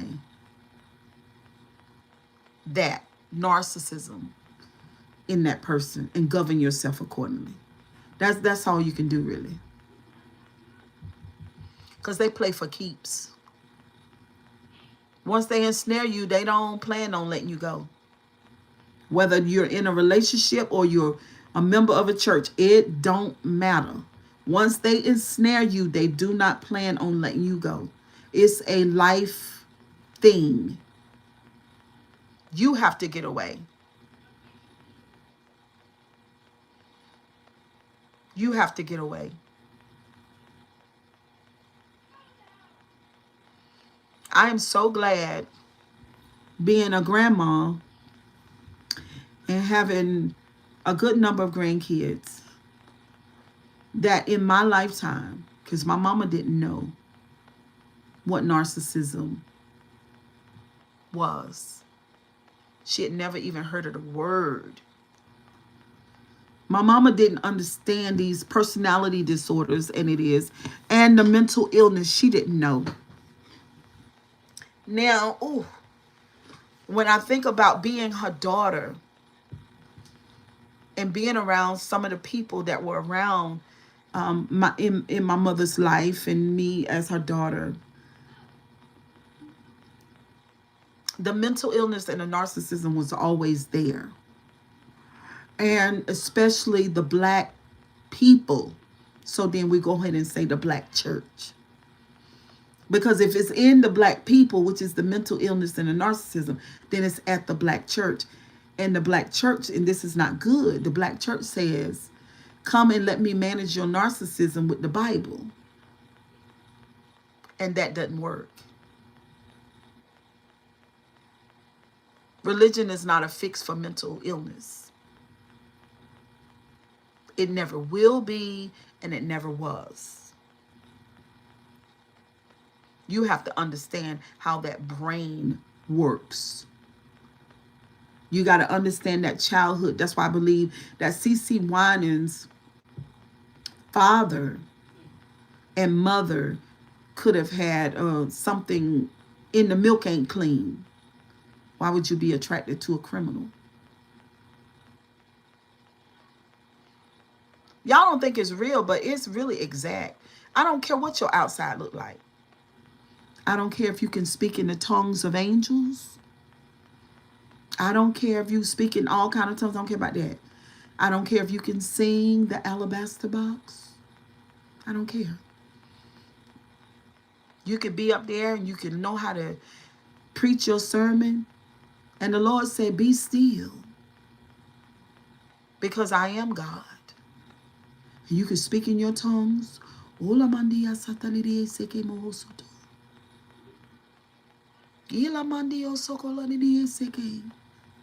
to God. All of that. Doesn't matter. You can do it all. You can shout. Doesn't matter. Does not fix mental illness and personality disorders. You have to learn about the brain. You have to learn about the brain. Narcissism is a horrible, horrible situation. It's horrible. It has brought me the most pain in my life. NPD, narcissistic personality disorder, oh my God, has brought severe pain in my life. You can sing with the tongues of angels, it doesn't matter. Kurt Franklin, just all Yolanda Adams, Donnie McClurkin is in court right now for trying to pray the gay away. Obviously, obviously, that's some type of mental illness. You cannot pray the gay away.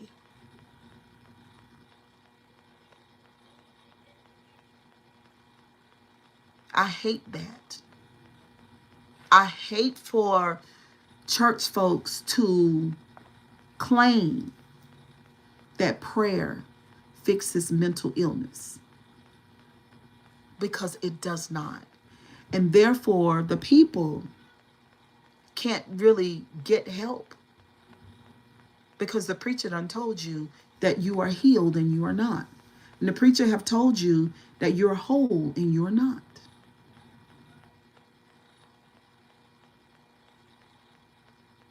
You've just, they teach you how to bury it, to bury the trauma, to bury the pain, to bury the emotions. And it teaches you how to dress, how to talk, and how to walk. It does not address those unresolved issues. It does not. And I hate that. They say, God will deliver you. How?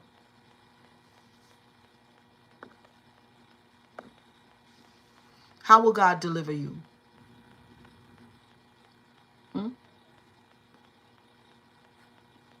Reading your Bible? No. Studying your Bible? No. Anointing yourself with oil? No. Letting the preacher pray over you? No. Listening to good gospel songs? No. That addresses your emotions. There is no there is no converted. That does not heal mental illness. It does not. It's the biggest lie that's been told in 2026. It's not true. It's a lie. It's not real. It does not. It does not address it at all. I think the only way is to marry themselves as narcissists. I think so too. Because God knows a narcissist shouldn't marry an empath. They're going to kill them. It causes death in people. Only because these people are so negative, so toxic, so entitled, with no love. You can't do that. If Cee Cee Winans' husband is a narcissist, then she's one too. Because if you spend 40 years with them, did y'all know that? And that is the danger of having a pastor who's a narcissist. They orate in your ear 2 or 3 times a week for 40 years. Words cast spells.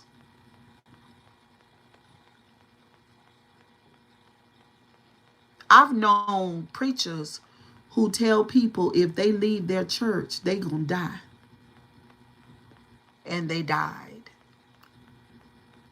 Are y'all curious to know why? Why did they die? And it didn't take long. You know why? Because the words cast spells. And if that preacher is an authoritarian person in your life, and when you go to pray, you hear their voice, they are connected to your soul. Hey, Nikki, glad to see you back.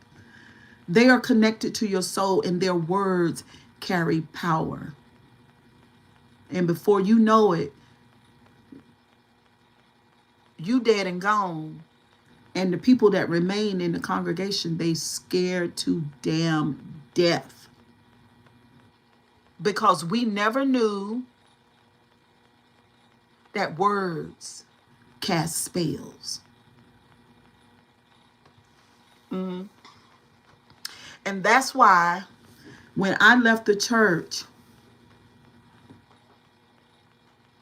I didn't listen to those people anymore. Some people say, oh, well, Cheryl backslid. I didn't backslide. You know, people say people backslid. No, I did not backslide. I'm telling y'all my testimony now. It's been so many years since I told my testimony, but I feel like it goes with this live, so I tell y'all my testimony. I did not backslide. There's no such a thing as Cheryl backsliding. I didn't slide back. Words are powerful. I made a choice, a decision, that these people that I had met and this Jesus that they had introduced me to, and these people that I had met, and the way that they do God, and the way that they worship God, and what they believe about God, these people, my ex-husband, and all of those people, lots of people that I had met, including ministers, evangelists, pastors, and bishops, all of them, not just the husband, the people, the Bible, the doctrine, and the life gotta go. Every bit of it gotta go. And that was a conscious decision. And I was 33 years old. I'll never forget it. And now I'm 55.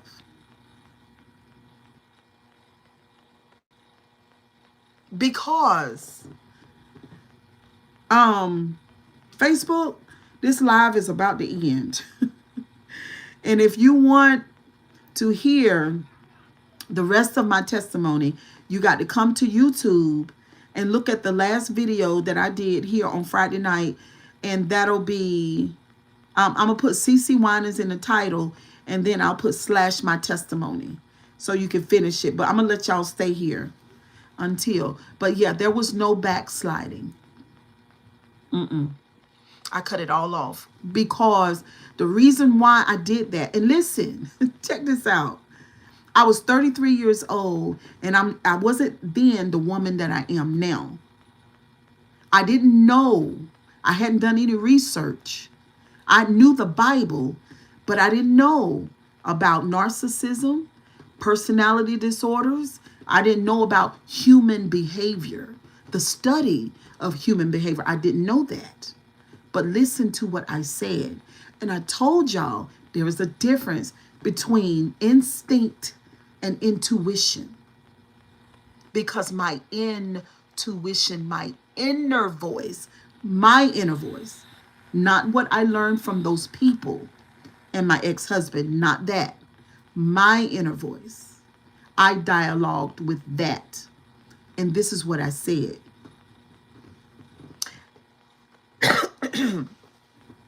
Hold on. I'll never forget it.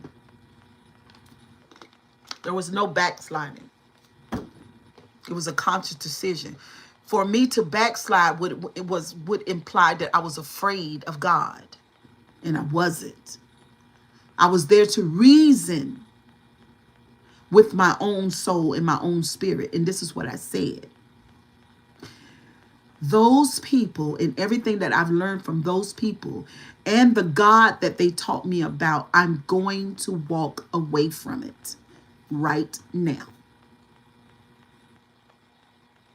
I consider it dead and void in my life. That's what I said. And I don't care if there's a big demon, a big devil.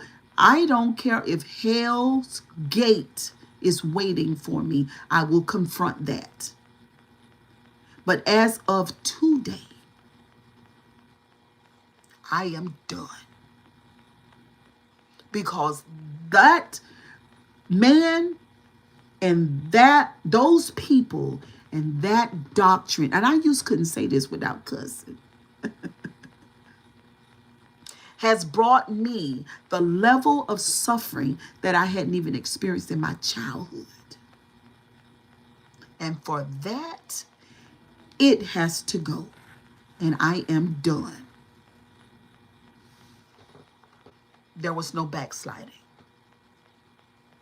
Now I would go on, thank you, Dakota, to reconsider some of the things that I had been taught and some of the things that I learned. What happened with Cee Cee? No, she married a inmate, Cee Cee. Well-seasoned church woman, come good family, everything. She married a man out of prison. And so the live ended up here. Now I'm telling my testimony. So I left. I wasn't afraid either because I used my courage. Because what you guys don't understand is that noose around my neck, which was religion, which was Jesus, which was Pentecostalism, which was the Holy Ghost, which was the doctrine, all of it gotta go. Because what it has done in my life, it has taken my personal autonomy and individuality away from me because I gave it everything I had and it gave me shit in return. Yep. I think that if I'd have given it 50%, I probably would still be in the church. If I'd have given it 25%, I probably would still be in the church. But because I didn't play about what I was into, my new life, my new religion, my new God, my new Holy Ghost, my new spirit, my new literature, my new world, I didn't play about that thing. The same way that I didn't commit adultery on my husband and go whoring after another man in any kind of way. You couldn't even flirt with me. I was married. I was married to that too. I gave him 110% of me, and I gave it, my new life, 100%, 110% of me. I given everything I had, everything. And because I'd given everything, and the result was like that, gotta go. I passed my class, my life class. So lots of people, the reason why they're still in it, because they've never given their all to it. They've never really investigated. They've never really studied to show themselves approved. They've been spoon-fed. They grew up in church. Mama and them went. This was the way of the family. So they've always done it. So it's a lifestyle for them. They've never took a critical look at this whole system. It's their world. It's like having a family. And even though your family is shitty, that's your family. It's a sad frog who won't praise his own pond type of mentality. And that's why they're still in the church. That's why they get mad at me. When I take a critical look and I tell y'all what's really going on in that life, that there is no difference between a sinner and a saint. There's no difference. I don't care how many times they go to church. I don't care how long they've been in church. I don't care about no Wednesday night Bible study. I don't care about no Sunday morning. I don't care. I don't care if you preaching, teaching, prophesying. I don't care. I have friends who could prophesy you under a chair. And by 12 o'clock p.m., they were sucking dick at the Walmart. I don't care about any of that. I know I've had friends who were preachers, And they could preach really good. And when they got home, they treated their damn husbands like dogs. So I don't care. You understand? I've seen it all. There is no difference. There is no difference. See what I'm saying? I don't care nothing about it. You can't come to me and tell me that your pastor is a real man of God. Why is he a real man of God? He don't smoke and drink. He don't fornicate and commit adultery. He don't cuss. He go to church every Sunday. He treat his wife good. Well, I have another list. It has about 1,300 things on it. I can get them on the 1,300. I don't want to hear it. I don't want to hear it. What's up, Levi? I don't want to hear it. Oh, sure. Well, my pastor is a phenomenal woman of God. I don't want to hear that. That's her business. That's her business.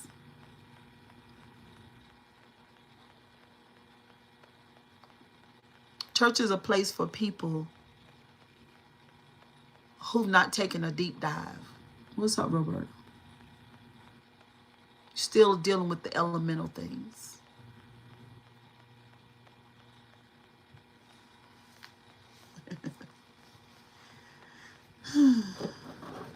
Anyway, kisses and hugs. At the end of the day, this is the deep lane. What y'all think we were going to do?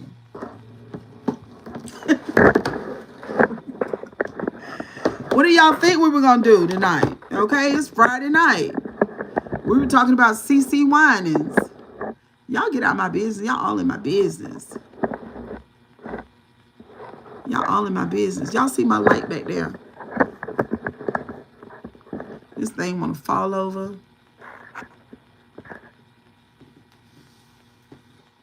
Oh, yes, God ain't said that to me, sugar.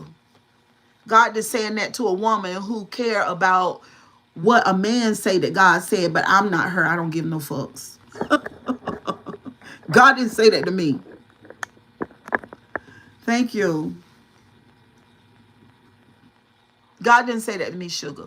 He said that to a woman who would take the time to listen to you tell her what God said. You see what I'm saying? I'm not one of them.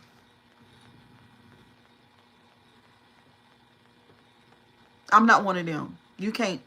I don't care what you say God said. I mean, that's your belief. You believe what you want. They ain't got nothing to do with me. Evidently, you're not American. You say you a man of God. What the word that mean? What the word? Oh, my tushy hurt. I got to get off this live. Ooh, I ain't even had no dinner. Ooh, that thing hurt. Ooh, ooh, ooh, ooh, ooh, ooh, ooh, ooh, ooh, ooh. Oh, Jesus. Yeah, I don't care nothing about that. I love my light. Yeah, I don't care about that, honey. When God bless me with my man, woo, honey, he gonna have to be spectacular, honey. Oh my God, he gonna have to be confident as hell. You hear me? He can't be one of them men that what makes him feel like a man is having a woman that give him her power. I ain't giving no man my power. You got to be more powerful than me. I'm not giving your fucking ass my power. What's up, Wayne? You can't have mine. You got to have it for yourself. You know what I'm saying? You got to have it for yourself. I'm not giving you my power. Like if I got to give you my power in order for you to be strong, because see, that's how narcissists do. The males and the females, they really, really need your power. I would never give nobody else my power. You can't have it. Don't even ask me for it. If you ask me for my power, which is asking me to submit to you, then that means that I'm stronger than you. So therefore, you're not my guy. Ain't no motherfucking way. I said fucking ass. This is not church. Don't you see me? I'm in my bedroom. No, I don't obey shit. I pay mortgages. I pay mortgage, light, and rent and all that. Insurance. I don't obey a goddamn thing. And it's so funny because I got a friend who's a Capricorn. A man. He's Capricorn. Me and him vibe real good. Big dog energy, Cap. He is not intimidated by me at all. He put a battery in my back real bad. He got big dog energy too, real bad. I can't deal with no goddamn jellyback. I can't do it. I'm too strong. I would never. My mama told me a story. She told me a story about myself when I was like 5 years old. And she said, sure, I knew then you were gonna be something else. Um, she had a friend named Peggy. And Peggy sometimes used to dress up as a witch, and it scared the shit out of me, scared. And so Peggy was, telling me, she said, Cheryl, if you don't be good, look, I'm gonna go get Miss Annie. I'm going to get Miss Annie. I said, please don't go get Miss Annie. Peggy, mama said, she said, no, I'm going to get her. I said, Peggy, please don't go get Miss Annie. She said, after a while, I told her, go on and get Miss Annie because I don't give a damn. That's me. I had to get away from church doctrine, church people. God damn it. I can't do it. Can't do it. You're not going to water me down. So I have to give my power to the pastor, the female pastor or the male pastor. I said no. Yeah, my man going to have big dog energy. He going to have it. I wish the fuck I would water myself down for anybody else. Whether in a friendship or in a romantic relationship. I'm not doing it. I shouldn't even be asked to do it. Look, y'all. If you got to water yourself down to be around people, if you got to shut your mouth and not share your ideas and play like goddamn dumb so they can feel like they strong, bitch, go to hell. Friends and romantic relationship, done. It's 2026. We're not doing that. If you can't handle me, that's on you. Period. I ain't even attracted to that no more anyway. I used to be. I'm not attracted to that. Let me find out you need my power. I'm not giving it to you. This ain't no prayer closet. I'm not getting ready to pray you through. I'm not doing any of that. You're going to work on your own motherfucking self, not me. That's how women die early. From pulling a man. He is not your son. He's your man or your husband. It was his mama's job to develop him, not yours. The church, like Cee Cee Winans, have conditioned the mind of women to be pick-me's. Pick me to be your wife. Bitch, go to hell. Bye, Michael. This ain't your channel. Nobody want to listen to your dumb ass. Who wants to be a pick-me? No. I just can't. And I've done a lot of this stuff in my lifetime. That's why I'm talking about it. I've done a lot of this.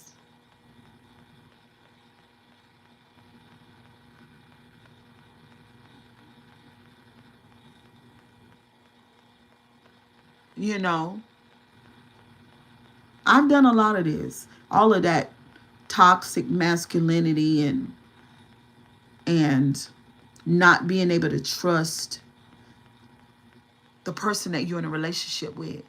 Because you know that when you turn your back, he'll fuck. And then your body responds to that. Your body responds to that. It runs your blood pressure up. It's just all kind of shit be happening because you trying to hold on to these toxic ass, low vibrational, unresolved issue men who are boys. The classic Boy, man.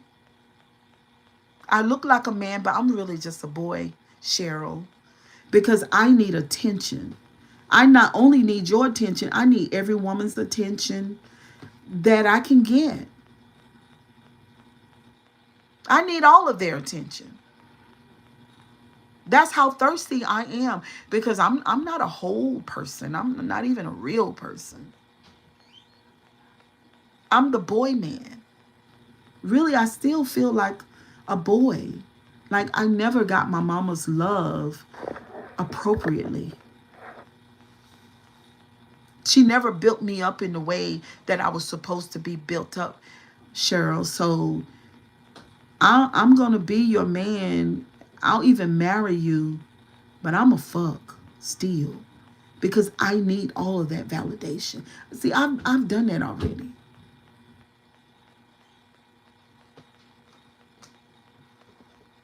We as black women, we say a man gonna be a man. Stop saying that motherfucking shit. That shit is unevolved, low vibrational, and I don't want black women to don't say that anymore.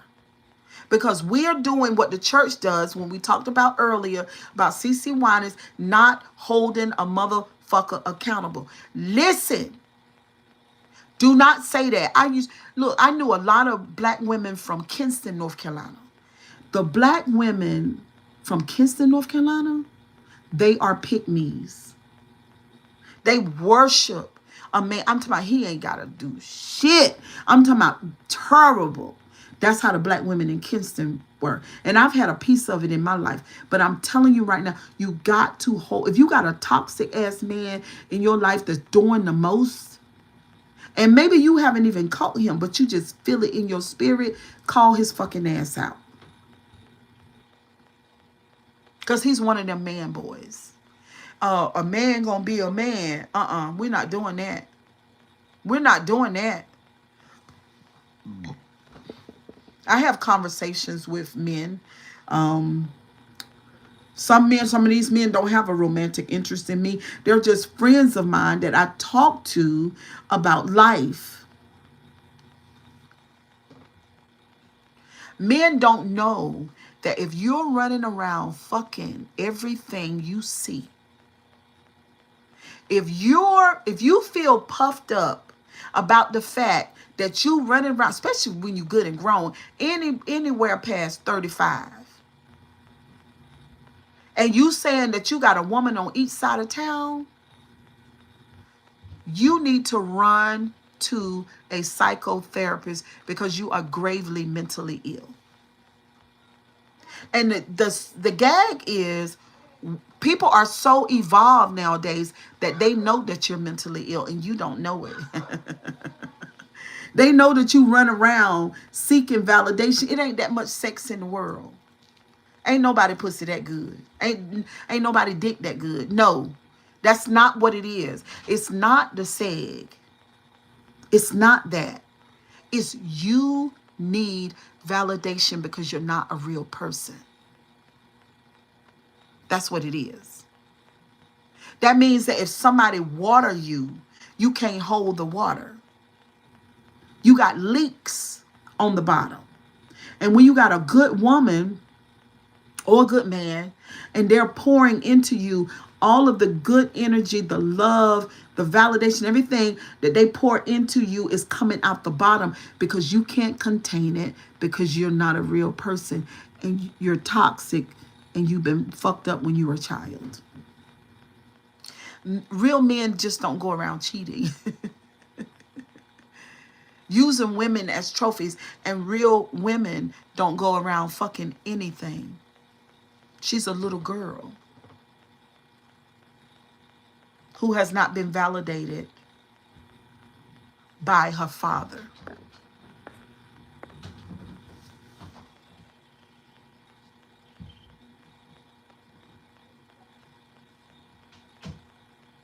Real women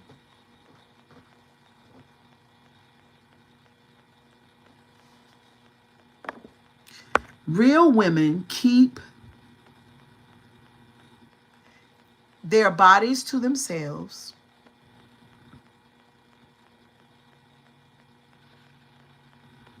And they deny access.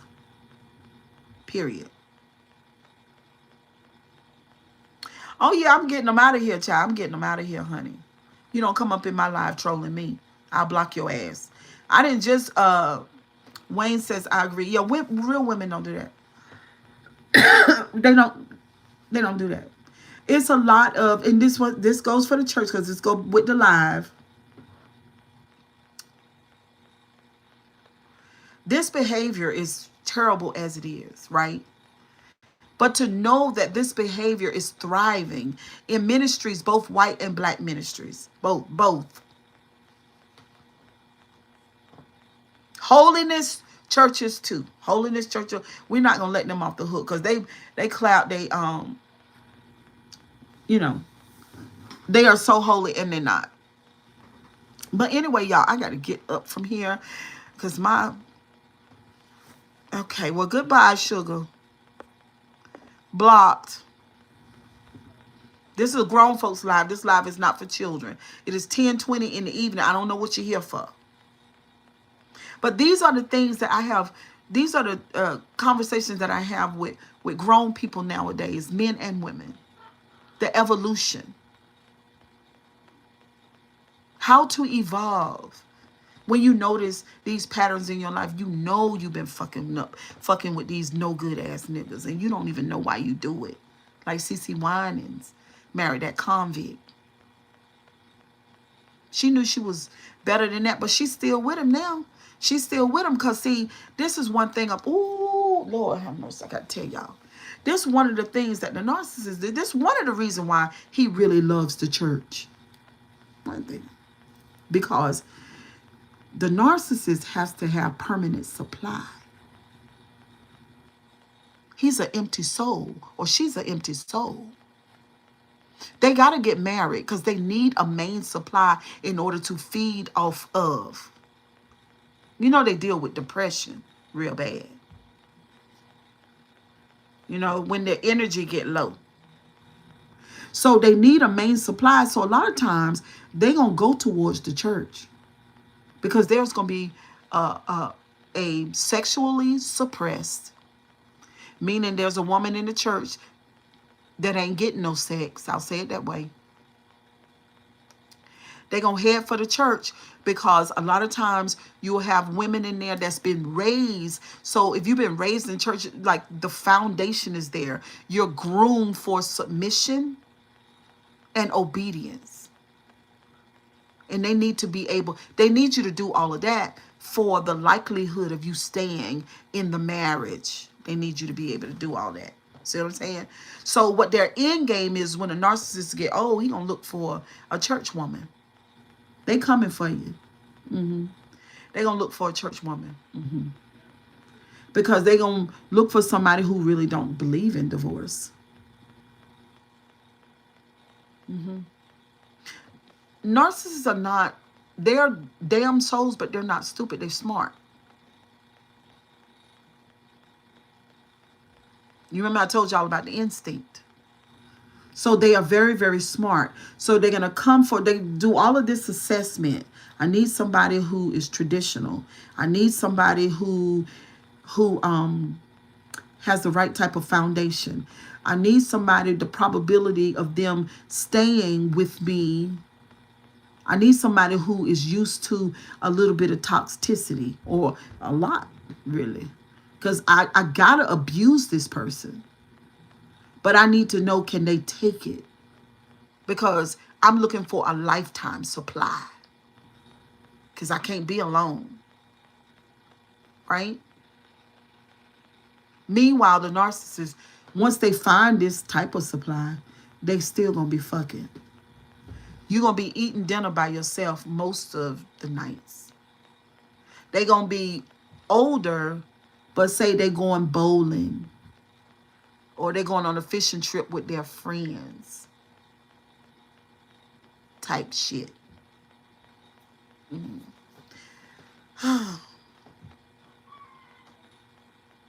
We, both of my church going aunties both have jailbird husbands. I told you. Church women would marry anything. They just looking for a dick. Sorry. I'm sorry. They don't take personal autonomy. They don't take charge of their own bodies and their own sexuality. They don't do that because they keep listening to the man preacher tell them what they're supposed to do with their bodies. Why do you look for a man to tell you what you're supposed to do with it's your body? It's your body. You grown. Use protection. And if you want to seg, then do that. Don't seg with somebody else's husband. Find you another mature, grown person that you like. You might not even want to marry that person. That's your business. Stop letting preachers tell you what you're supposed to do with your body. Stop doing that. That's what children do, not grown folks.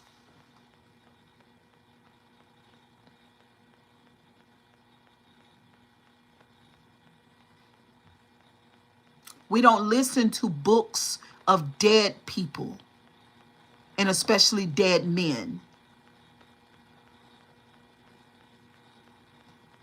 You don't do that.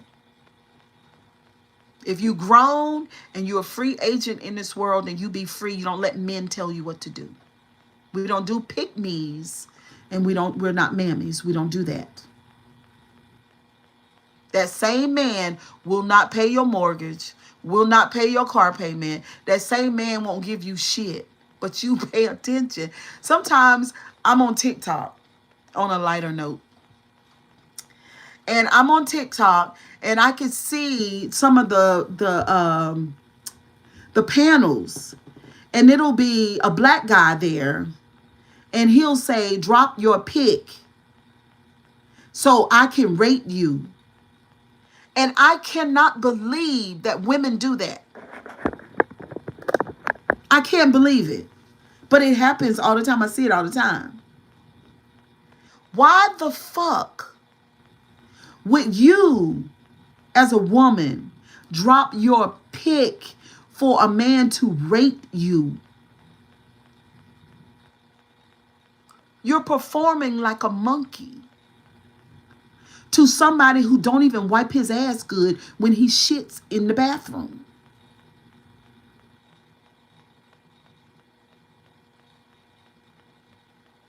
Why would you do that? Women don't even know. They don't even know why they do that. I remember when I used to go out to the club. I was much, much younger. And I hated those booty songs. The drop is like drop it. And I hated those kind of songs. And when the DJ said, okay, come on, ladies, drop it. Let me see what you got. I hated that. I hated that. I'm not dropping anything for you to judge anything. I'm not doing that. Why don't you drop that wallet and let me see how much money is in there? Won't you drop them pants and let me see what you're working with? Huh? I hated shit like that.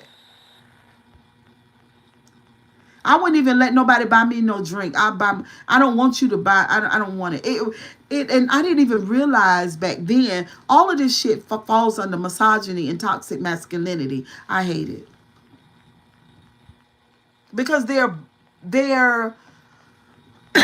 for the most part they are just men boys.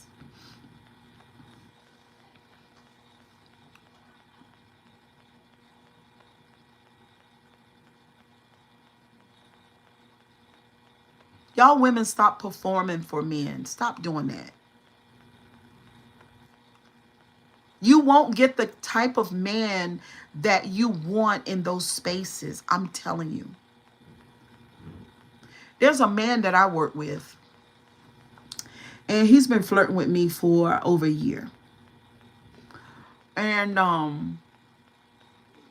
was considering that much going out to dinner with him. Ouch. Hold on, y'all. Ooh. My booty ain't never hurt like that, Jesus. And And I was thinking the other day, it's been over a year, and I told him that I like going out on a date, dinner. Dinner would be nice, you know? Because we ladies, we get together. Me and my daughter get together. Me and friends get together. We go out and eat, you know. Everybody like a good meal. You know what I'm saying? I could buy my own goddamn food. You know what I'm saying? I don't need him to buy me food. I'm a working woman. I got 2, 3 jobs. It's not about me needing him to buy me food, but what I'm saying is that is how one of the ways that you can get to know me. But this man is old, and this man just want to fuck. And I was like,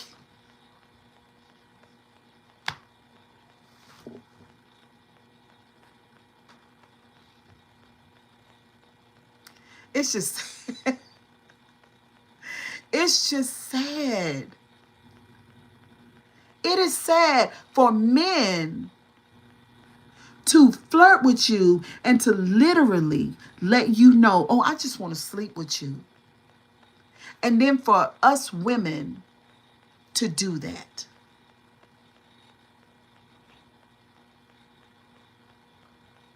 I told him the other day, don't say anything else to me. Don't talk to me anymore. Because it's been over a year and you've not figured out how to call me and say, oh, well, there's this woo woo woo. Why don't let's go. And this person is much older. And in all those years, he hadn't learned what he was supposed to do. Or it could be when men do that to you, they see you in a certain light. So they just want to sleep with you. They don't want to go on a date. So in that case, you leave that motherfucker where he stand and move on. Because at the end of the day, you got to know your worth. And these are all lessons, y'all, that I've learned as I do research, and some of it personal, my own personal evolution. That is crazy to think all men are the same. No, nobody thinks that. For you to think that I think that is an insult to me on my live.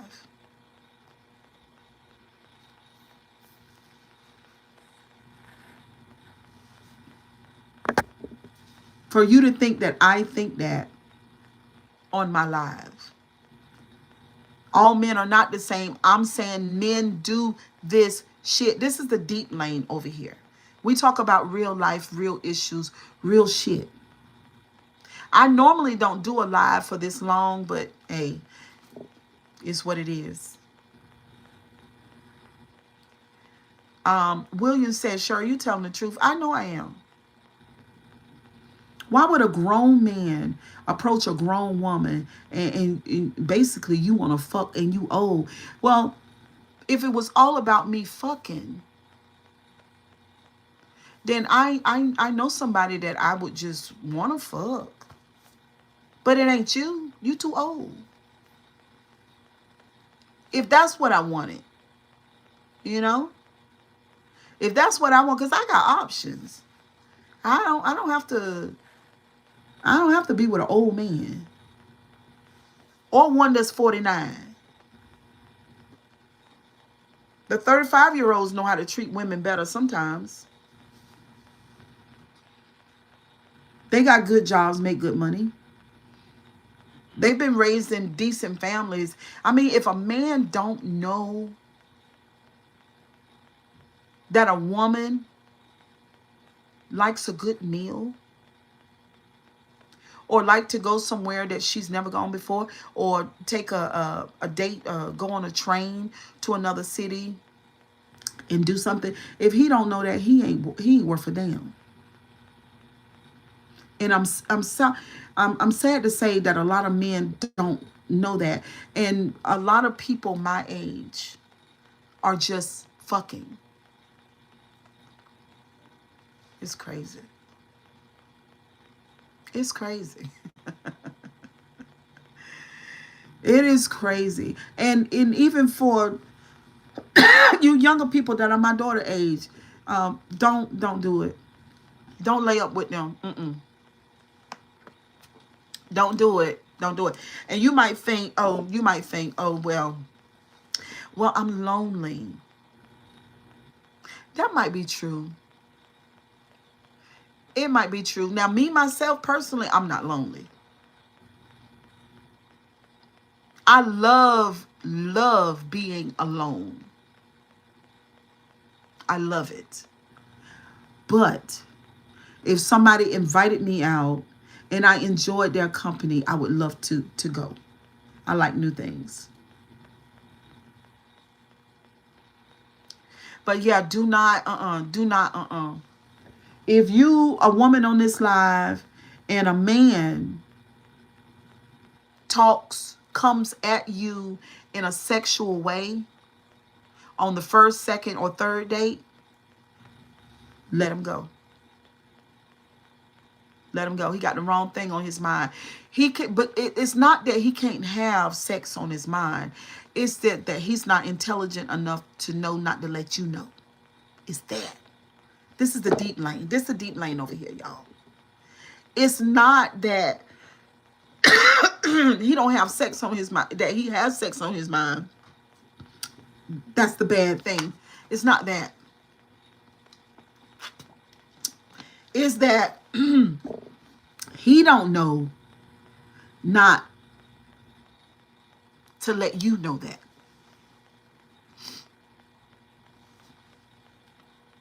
That he don't realize that you're more than just a body. That you have a mind, a spirit, and a soul. And that you can be engaged mentally and emotionally as well. And that makes a better connection. So that means that he's not a thinker. And he's not a communicator. And he's not intellectually enough to understand that. So you don't want to be bothered with that, because you don't want to be in a relationship with somebody who doesn't know how to communicate, and somebody who doesn't know what a woman is made of, all of the different parts, not just boobs, butts, thighs. Not just that.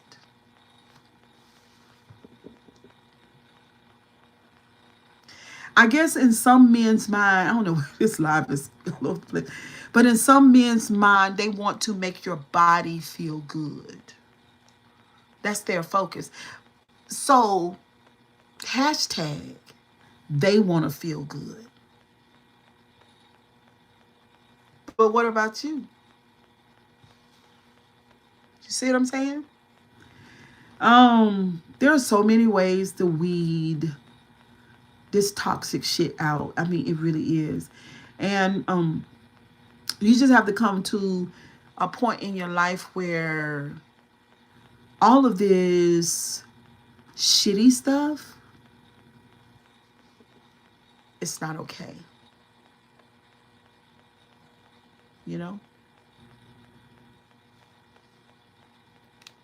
If that's all you wanted was to have sex, then a woman ought to choose who she wants to do that with.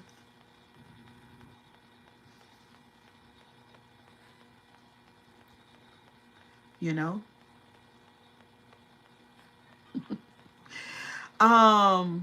Might have a man wait and it's not even worth the wait.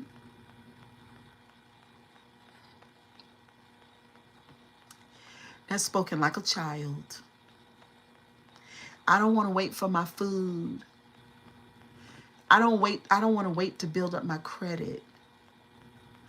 I don't want to wait to get this car that I really want, even though I know that I can't afford it. I'm going to buy it anyway. I don't want to wait. I'm a boy.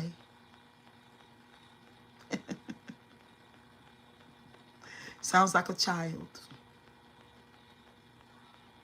We as grown people, we wait.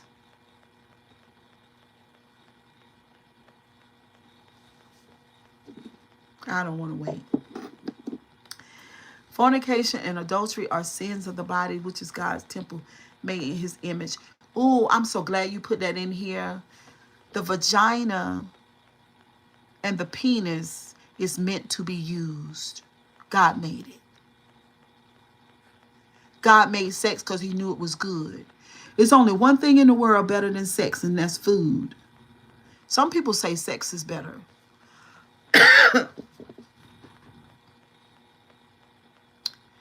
Food is good to the mouth. Sex is good to the body. There's no such a thing as no fornication. Take it right on off the table. That's one of them ideas, one of them scriptures that you just throw away, put it in the trash. No such thing. Humans are sexual beings. We have sex. That's it. You do not allow old, ancient men to tell you that you can't do what the body was designed to do. You don't do that. The fuck?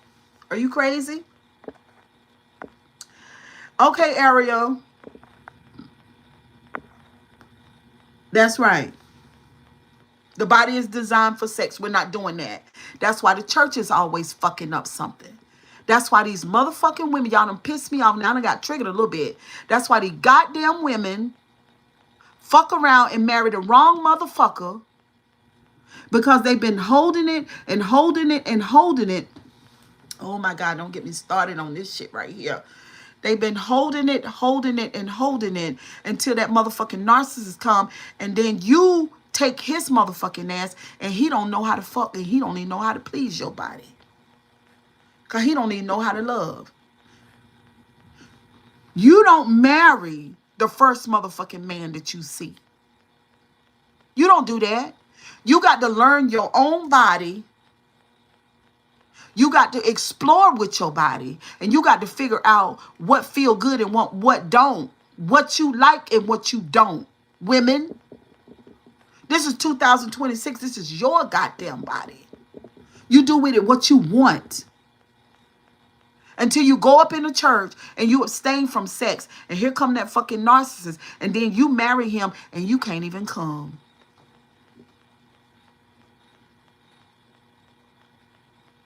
Because he's not interested in pleasing you. He's pleasing his own fucking self. Don't get me started. Stop that shit. Ain't no fucking thing as no damn love at first sight. Those are hormones. This is not no movie. This is a life class. This is a life channel. Stop it. Y'all need to grow the fuck up. I'm so sick of women letting men tell them what the fuck they supposed to do with their body. Then they don't even know what they like or how to please it. They pick the wrong. Child, get up. Leave me alone.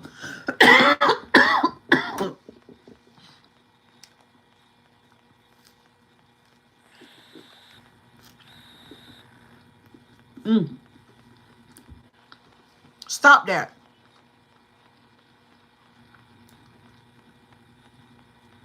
You walk down the aisle, marry this narc.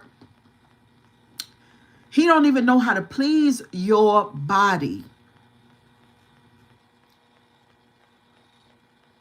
And now you stuck without experiencing one of the best feelings on the planet that God made.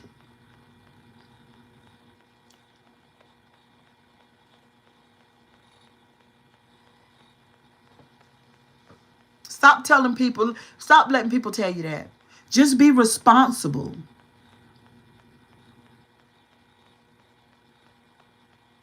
Be responsible.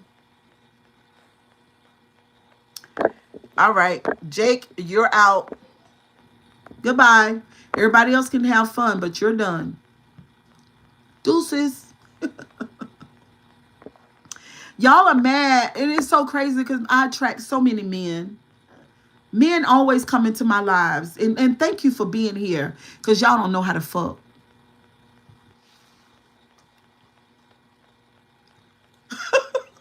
Block. Right. They just got blocked. Two of them just got blocked. Y'all, this is the night session. Y'all ready? Let's get into it. Oh, thank you. I'm not any moderators still in here. Let's get into it. Oh no, you getting blocked too. Goodbye. You better know what to say, because you'll get blocked.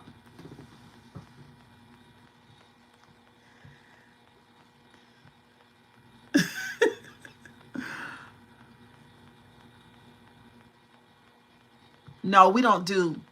No, we don't date on social media. We don't do that at all. That's a no-no. All right, let's get into it. Men don't know what to do with women bodies. Your mama, your auntie, and none of them ain't gonna tell you that because you watch porn. You let porn teach you. And that is not real. It's not real. Men don't know what to do with women's bodies. It's crazy that you think I'm crazy when y'all don't know what y'all doing. You don't. Now I'm going to tell you. Y'all be doing a whole lot of poking and stroking. And that's not it. That's not it. It's not how you please a woman. It's so sad because it be, a lot of women spare y'all because they don't want to hurt y'all feelings. Okay? Because somebody told y'all that you were supposed to know how to please a woman without fucking asking her.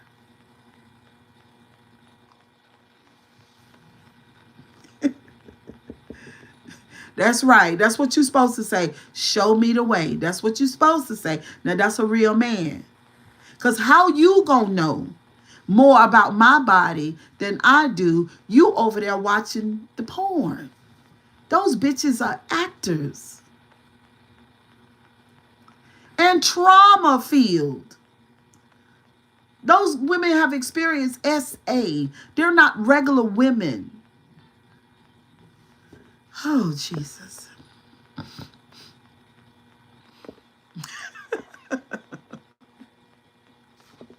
Stop that poking and stroking. Stop it.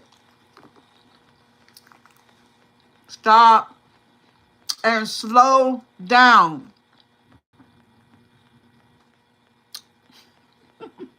No, you didn't get blocked.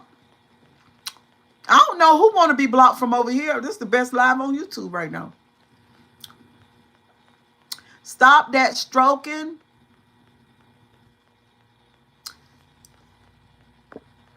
All right, block. You won't. Okay, so I guess this is crazy because I don't know why these people want to be blocked, but I'm gonna block your ass.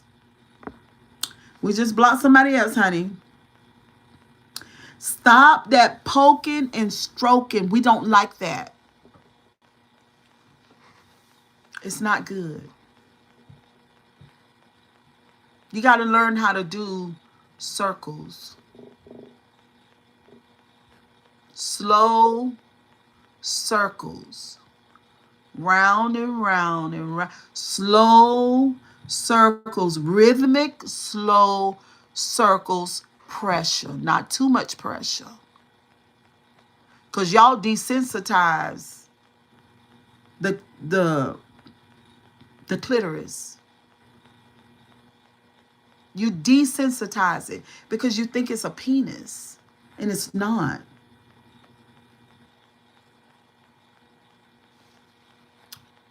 Goodbye.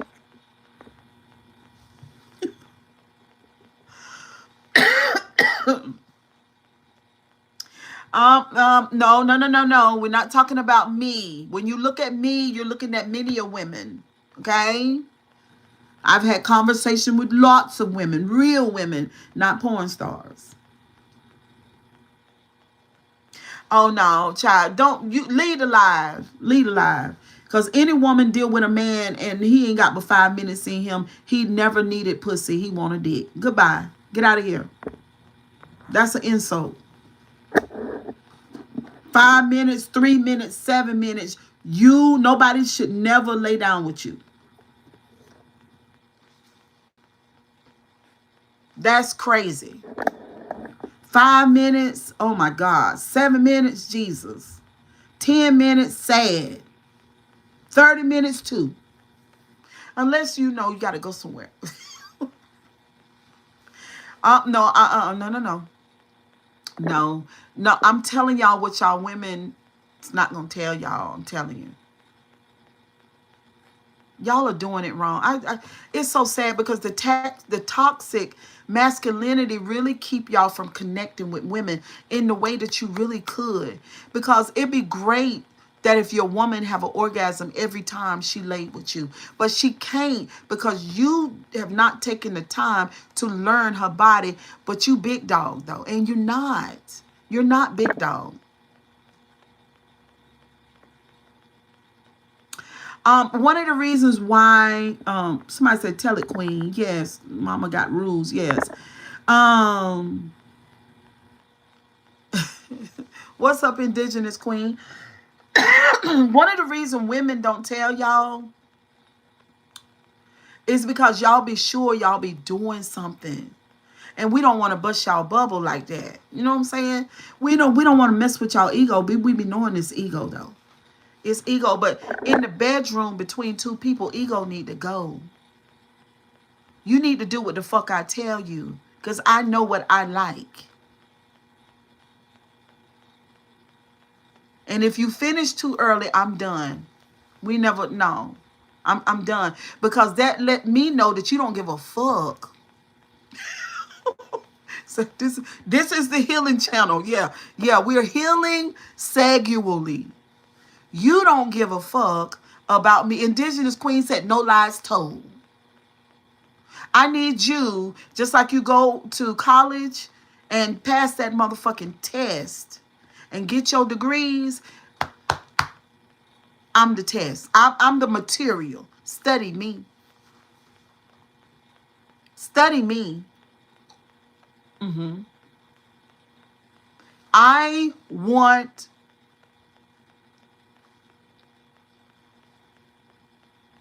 want to experience pleasure every time, just like you. Just like you. And the thing is, it don't take much, but your fucking ass gotta listen. Fuck you think. That is one of the most annoying things, to be having a good time, because whether you have an orgasm or not is pleasant to the body. Touch. But I want to go there just like you. So I'm gonna need you to participate. And I'm gonna need you to put your ego aside and be willing to learn. To be honest, you're not telling much, just like all other women try bullet points. You can't fuck. Get out of here. Don't. I could tell. I done told y'all I read energy. I read your comments. I can tell what you got going on, what you don't. Get on out of here. Go on. Go on. Or go somewhere and, you know what I'm saying, y'all, everybody ain't able. Sometimes a man don't value a woman's body. The truth is hated on social media, LOL. Sometimes a man don't value a woman's body because he really wants a man's body. In that case, go get you one. Please do what make you happy. Please. And leave us alone. Stop poking and stop stroking. We don't like that. I mean, you can do it after we've had our good time. Shit. Poking and stroking for what? I'd rather you do bust my bubble. How can I improve? How can I be better? Why don't you stop fucking typing and listen? I told you. Circles. Round and round. I told you that. Steady rhythm. Pressure. That's what the fuck I told you. Now, you might have a problem with it because you ain't going to feel like this big masculine man that's doing all this boom, boom. You ain't going to be.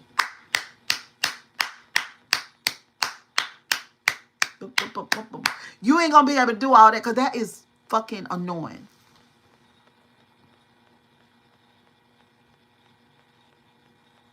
I done told you what worked for all women. I done told you. Nobody should not have to, Cherie. Nobody should not have to. We as women should not have to accommodate your ego in that situation. It's two people here. Two people need to be pleased. Two people. Two, not one. Two, not one. I don't know why I ain't got no super chats.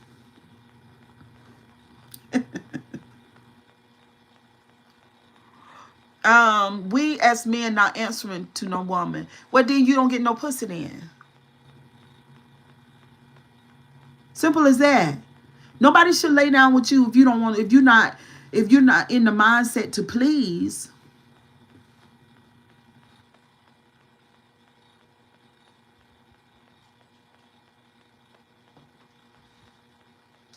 Right. I'd rather have peace too. That's why I'm over here by myself. I can't. And anyway, who knows better? What's a sad affair? What's sad? Y'all men say celibacy is sad. Y'all need some celibacy. Maybe you'll get in touch with your true self. Woo, child, hold on, baby. Woo, my glutes. Ah, my glutes ain't never felt like that before. I've been sitting down all day, though. My God.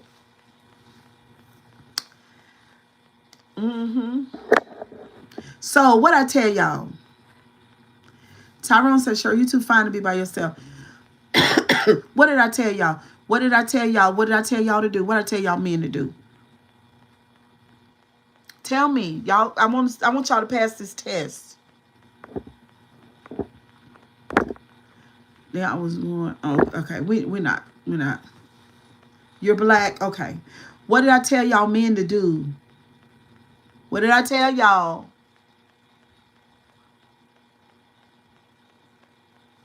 Y'all remember back in the day when we used to hump, dry hump? Some of that dry humping was better than having sex with y'all. Oops. Did I say that out loud? Oops. Oops. Did I say that? Circle and pressure. No.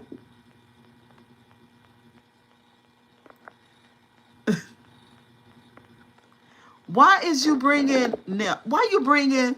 I still like to. You do. What's up, Dr. Nuka? I am not angry. Do y'all believe I'm? It's called hunching. Do he thinks I'm angry? I'm not angry. What am I angry for? Huh? Do I really look angry to you? I'm not angry. I'm being transparent. I'm being honest. Why do you think I'm angry? No, I'm not. I'm not angry. Life is good. Right. Um. Dr. Nuka, you know when I'm angry. I'm not angry at all. Why when? Why when I speak honest to y'all about a woman's body? Because I'm alone. I'm alone by choice. I ain't got to be alone. That's a choice I made. I don't have to. don't have to at all. That's a choice.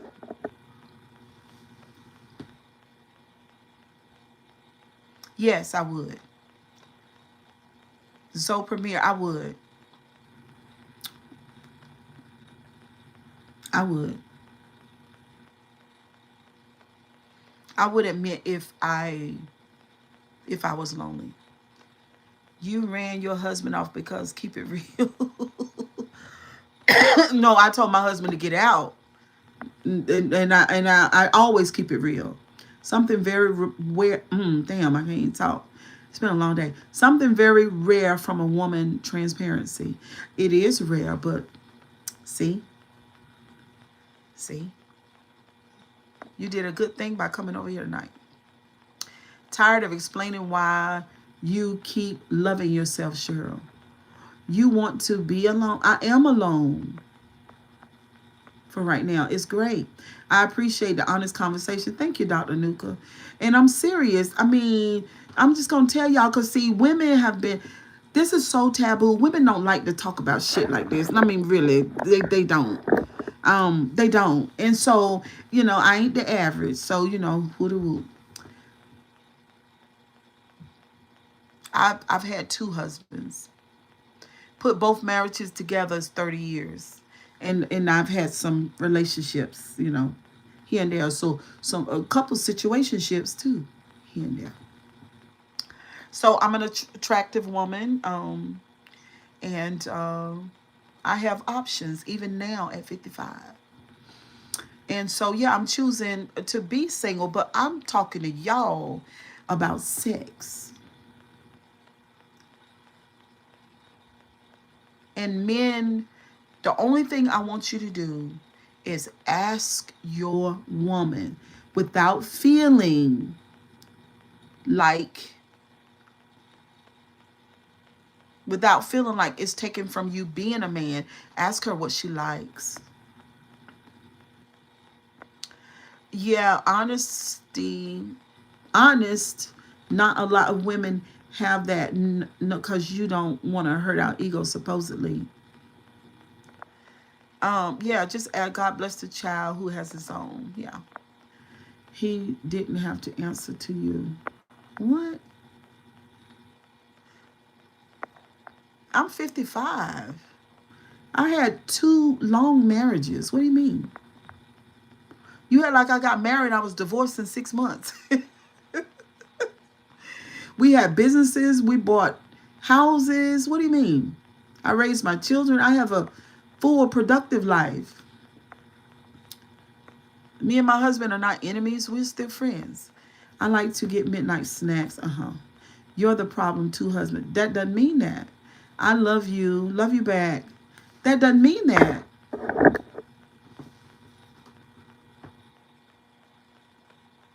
Okay, whatever to you. I'm sorry if that's the narrative to you. Me and my husband both marriages had problems. That's what my channel is about.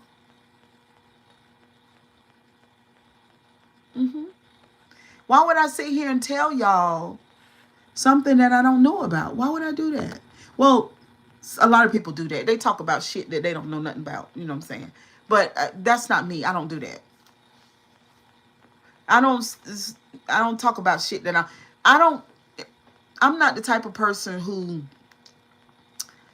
been in two relationships and come to social media and say that they're expert. Like, I've dated a lot and I've been married for a long time. So I can talk about it. Mm-hmm. My ex is here on the channel sometime. He might be in here tonight. Kurt, are you here?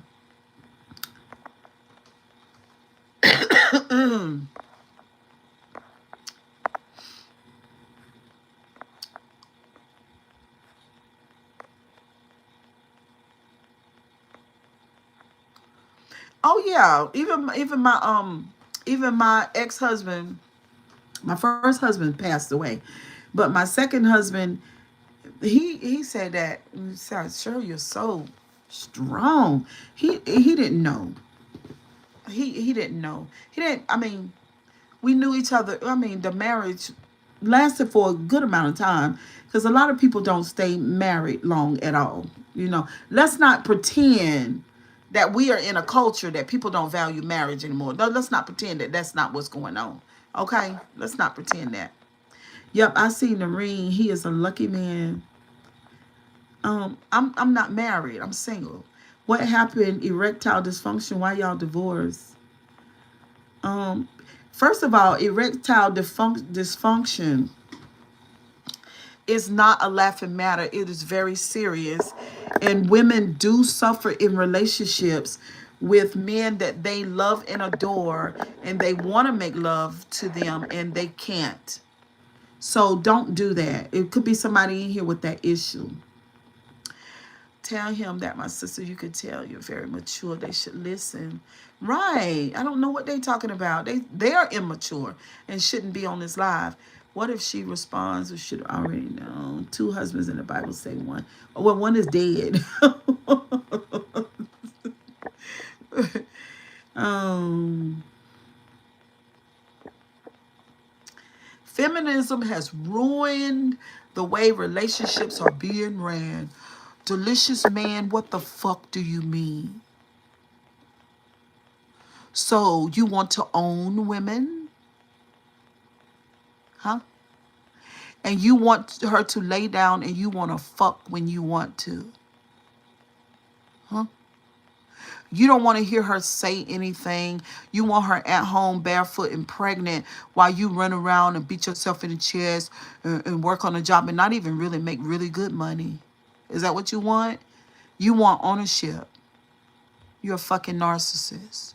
Feminism just means that women want to own their own autonomy. And since like a woman like me can go to work and pay my own goddamn bills, then you don't feel quite like a real man. Fuck you and go to hell. How about that?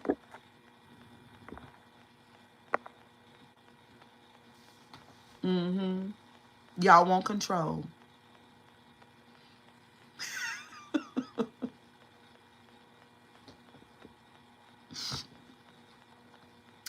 Uh-huh. Fuck you. Yeah, fuck you. Feminism, even though I'm not a feminist, but feminism, if I can't even say it, feminism, I'm tired, is a good thing. It just means that people want to own their own autonomy and they don't want to be fucking owned. That's what it means. I can speak honestly about men on this channel. I've had a lot of life experience. Thank you so much. I've had a lot of life experience with men, okay, of my own, and I can speak from my life reservoir. I can do that. Ain't nobody studying you.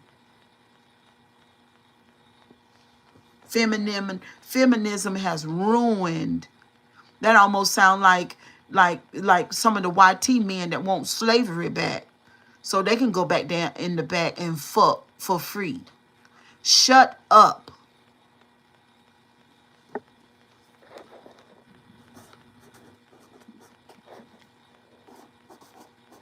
Shut up.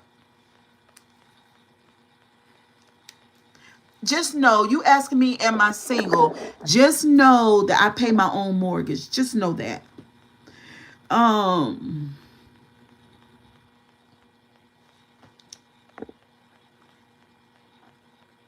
I did, Wilbur. I let them know. What's up, Dwight? In the building? Oh my God. Yes, I am a strong black woman. I am. But anyway, but I'm y'all's friend because thank you so much. Thank you so much. Mm. Oh, I'm not sad.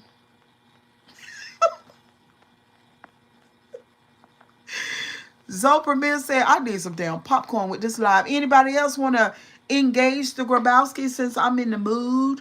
I think the snow and ice coming got me feeling some type of way. What's up? What's up, y'all wonderful men? We love y'all over here. But y'all gotta learn how to fuck. Tired. I subscribe, Cheryl. You want me? You want to cuddle? You can see that when dealing with some childs on this chat. I hope it ain't no children in here, honey, because this content is not for kids. I'm gonna need y'all to be grown. Wyatt says, sure, I just love your streams. Thank you so much, Wyatt. I even turned on my blue light back there for y'all. I turned my blue light on back there for y'all. Y'all see, I love it. I love it. I'm gonna take this makeup off, honey. Take these clothes off and put my nightgown on and turn off this ring light and have my blue light tonight. It's giving blue light. The snow is coming. I need y'all to learn how to love women. I need you to love, caress, hold, cuddle, and fuck right. 2026. We got a whole new world. The way y'all made love to us before is not good enough now. And some of y'all women that are not being held in love, if you want to, do it. If you want. If you don't, then don't. Don't let a man of anyone, whether he's on the paper or in your real life, tell you what to do with your body. Don't do that. Indigenous Queen said all facts. Y'all need to learn. Okay, gross, bye.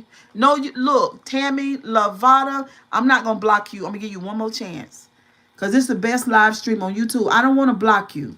I want to give you a chance. Well, women need to tell us on a daily basis on how to love and caress. You think this shit is programmed in? Now, I like that comment. I like that. But you've got to conversate. You've got to conversate. You've got to let her feel like she can speak honestly to you without you going off the rails. You know what I mean? It's got to be a safe place for her. It's got to be safe. Got to make it safe. Women nowadays don't want to be held down, don't want to be held all around. She only liked that comment because it created an argument. What are you talking about, Utah Science? What are you talking about?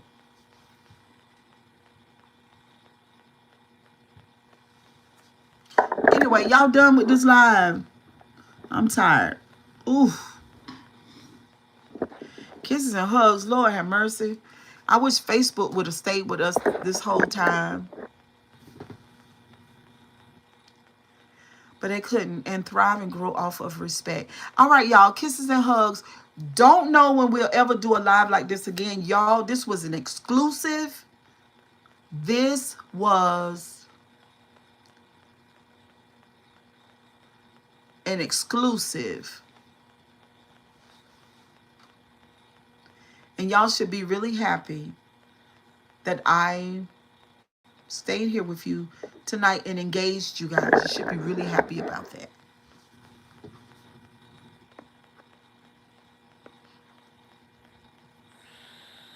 Okay, guys.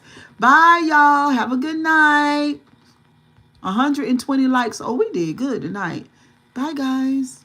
Oh, and if you guys listen to this whole live in its entirety, my other moderators, subscribers, and friends, don't forget to leave a comment. All right.